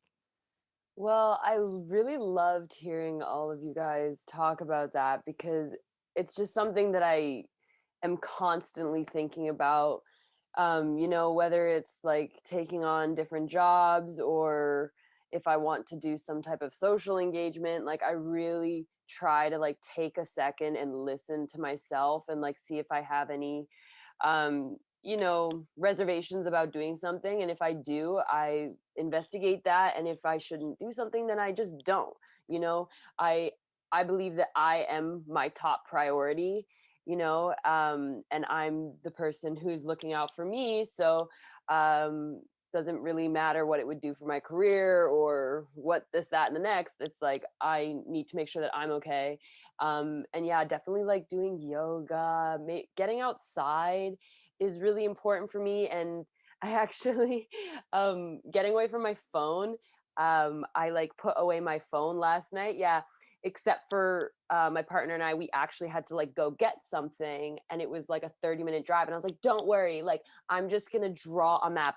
I wish I had the map. It was hilarious. It was like in crayons, and just like we got lost and went on like a 20-minute detour, and it had to end up using our phones. But it was like a really fun experiment. And yeah, I think just like getting away from my phone from anywhere from like an hour to a day is just like really important for me, because this, I don't know, it's just this like energy sucking device, and it's super valuable, and I need it for work and connecting and everything else. But it really feels so good to just not be available for any little thing to just drag you in. So yeah, all of everything that everyone has said, and like no phone stuff. I want you to know I'm picturing like Kevin McAllister, Home Alone, like his game plan for keeping that's how I'm picturing the map that you drew. Yeah, very colorful. There was also a llama on it for some reason. What map is complete without a llama, Jordan? Exactly. Is all I'm Good saying. luck, llama. If it makes you feel any better, I went on an adventure with some friends in college, and it was away from our phones. We just want to drive for a little bit, got a little bit lost, found ourselves in a cornfield. And then all our phones had died, so we had no means of getting back. We had no maps. So my friend who was driving, we finally like get onto at least a road where it's like populated, and she sees this truck and she goes, "That guy's driving a Chevy. Let's follow him. He probably knows where he's going." It got us where we needed to go. Not great decision making, but it worked. So that's so funny. Yeah, you have to come up with different like solutions that are funnier and much harder than just Googling it. Yeah, exactly. And okay, so Sierra, you're also a student in all of this, which is highest levels of stress just at all times. So tell me what is your method? Is it therapy, being away from your phone? I saw you very much agreed with that. Tell me what your strategy is. Yeah, I think everyone had great points. Debbie and Zoe, I was like, oh my God, especially, therapy being, I feel like in our generation, not talked about enough and not accepted enough. I think that is a great way to deal with stress and to manage your stress. And I agreed also with Peyton about taking time for yourself. And I also love meditating and I love yoga. But yeah, I it's funny because when Jordan said about the phone thing, I literally remember me and my mother having this conversation in the car the other day. We were in Georgia, and she was like, I don't know how I was able to get around like before the GPS. You literally just had to do everything by memory. And she's like, I don't know how we all did it. Like, she's like, I literally drove like 20 or 30 miles just from something I put in my mind. And I'm like, yeah, it's weird that now our generation, we rely so heavy on our phones for everything. I'm like, I agree. I need to put it down and just be more present and be in the moment. And it is energy sucking, and it is something that you will get on and tell yourself you're going to be on your phone for 10 minutes, and it turns into like 5 hours, and you're like, where did the time go? I wasted so much of the day. So I agree, whether that's working out, which I'm just starting to get back into. I just started working with a trainer again because the COVID pounds were real. I was like, what happened during COVID? I think I was just like so nervous, and I'm just snacking, and you're stuck in your house and you're watching TV. And I'm glad that now that things are starting to get back to normal, we can actually do things that help us mentally, and do things that excuse me, do things that we can, that can help us with our mental health. But I definitely agree with everything everyone said. Those were the points that I was going to say. Oh, and then I came to you last. I am so sorry. I hated being that student in school. But I love it. I can just be like, yeah. Yes to all of the above.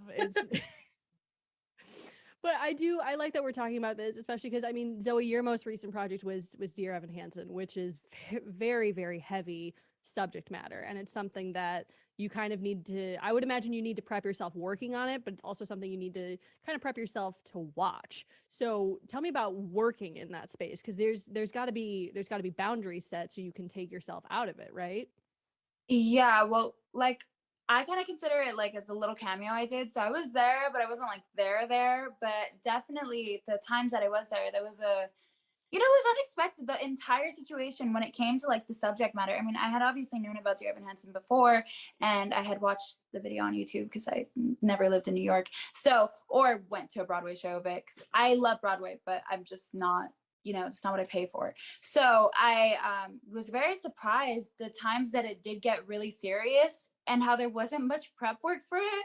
I think one moment that I always take away is when I noticed like a truly amazing thing. And it was with Steven. He was directing us on this scene where basically we were all like reacting to Evan, starting to get into the song, You'll Be Found. And he basically had us like walk through the journey of 2020 and how we all went through this pandemic. And he basically brought up the fact that, for this project and, this specific part of the scene that we were doing, while he was recording, he was talking about how like, we've lost people. There's been suicides, this show will be something that makes someone not do it. You know what I mean? And so that really stuck with me, especially because, we had filmed the movie, I think in like November of 2020. And then we did the pickups in June. So of 2021. So during that time, around like Christmas time, my friend had committed suicide. And so I, went a whole like couple months without being a part of this project. And I totally forgot that Dear Evan Hansen was about suicide. Like, if I'm being completely real, because that's how much I was not included. So when he said that, and when he brought up that fact, it triggered me because I had been thinking about that. And that made me cry. And well, obviously, so I started crying and I was like, shit, like, oh, I'm so sorry. But I was like, wow, this is a really impactful film. And like to be a part of this and to be, the hot girl crying in the background, that was iconic because it really was going to change lives for other people. And, even when I had just listened to the soundtrack in the beginning, it was just such an amazing soundtrack, and just listening to the perspectives they had on a bunch of different topics in high school, surrounding suicide and how it impacts everyone and why people do things. It was crazy. And so I don't feel like there was much prep work into it. I don't feel like I was always caught off guard with it. Even when I actually saw the final product, one of the songs really hit me. It was about when Evan's dad, I guess, left or whatever. And basically it was just crazy because I didn't even realize that song was going to be part of the movie. And there was a lot of things that I felt resonated with me and that I was never prepared for. But definitely I'm glad that I was able to express what I needed to express. And I'm glad that I was able to be a part of something so beautiful and meaningful for many different people, including myself. And, honestly, I kind of like the unexpected. I think it gives more of a real performance. And I always just go into things thinking like, whatever life throws at me, I know I should be prepared for it.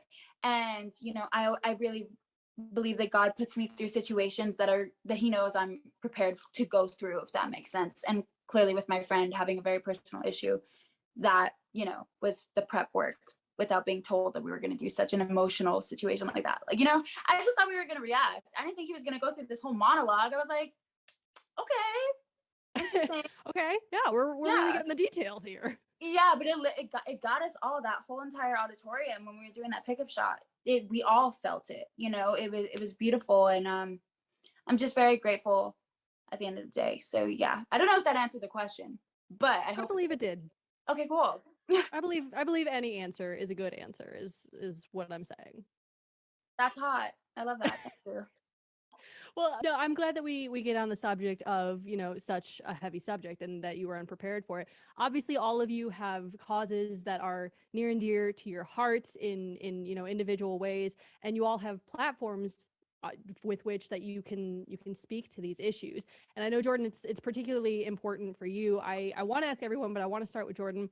How do you consciously use your platform? Like, what do you think about when it's like, okay, I have this following now, I need to say these things that I want to say, but as Zoe mentioned earlier, it needs to still be a little bit calculated. How do you find the balance of using your influence for the things you want to use it for? Yeah, that is super important, like a tactical approach, because when you are trying to present something to a broader audience, potentially people that you don't even know, you do kind of need to figure out how to achieve your objective, whether your objective is to get people to care about a minority group or to get people to care about an instance that's happening. You need to be calculated about how you present it. One thing that I really like to do on my Instagram is support people who are doing positive things, whether they're doing art or, whether they're making like I just recently found out about this thing called Destination Indigenous, and it basically connects people in Canada to experiences that are hosted by Indigenous people in Canada, right? And so people who are doing things like that, and I want to promote that, and then behind the scenes monetarily supporting those things as well, because if I have the ability to do so, I want to also back up my representation of it. But I do think that the representation is very important.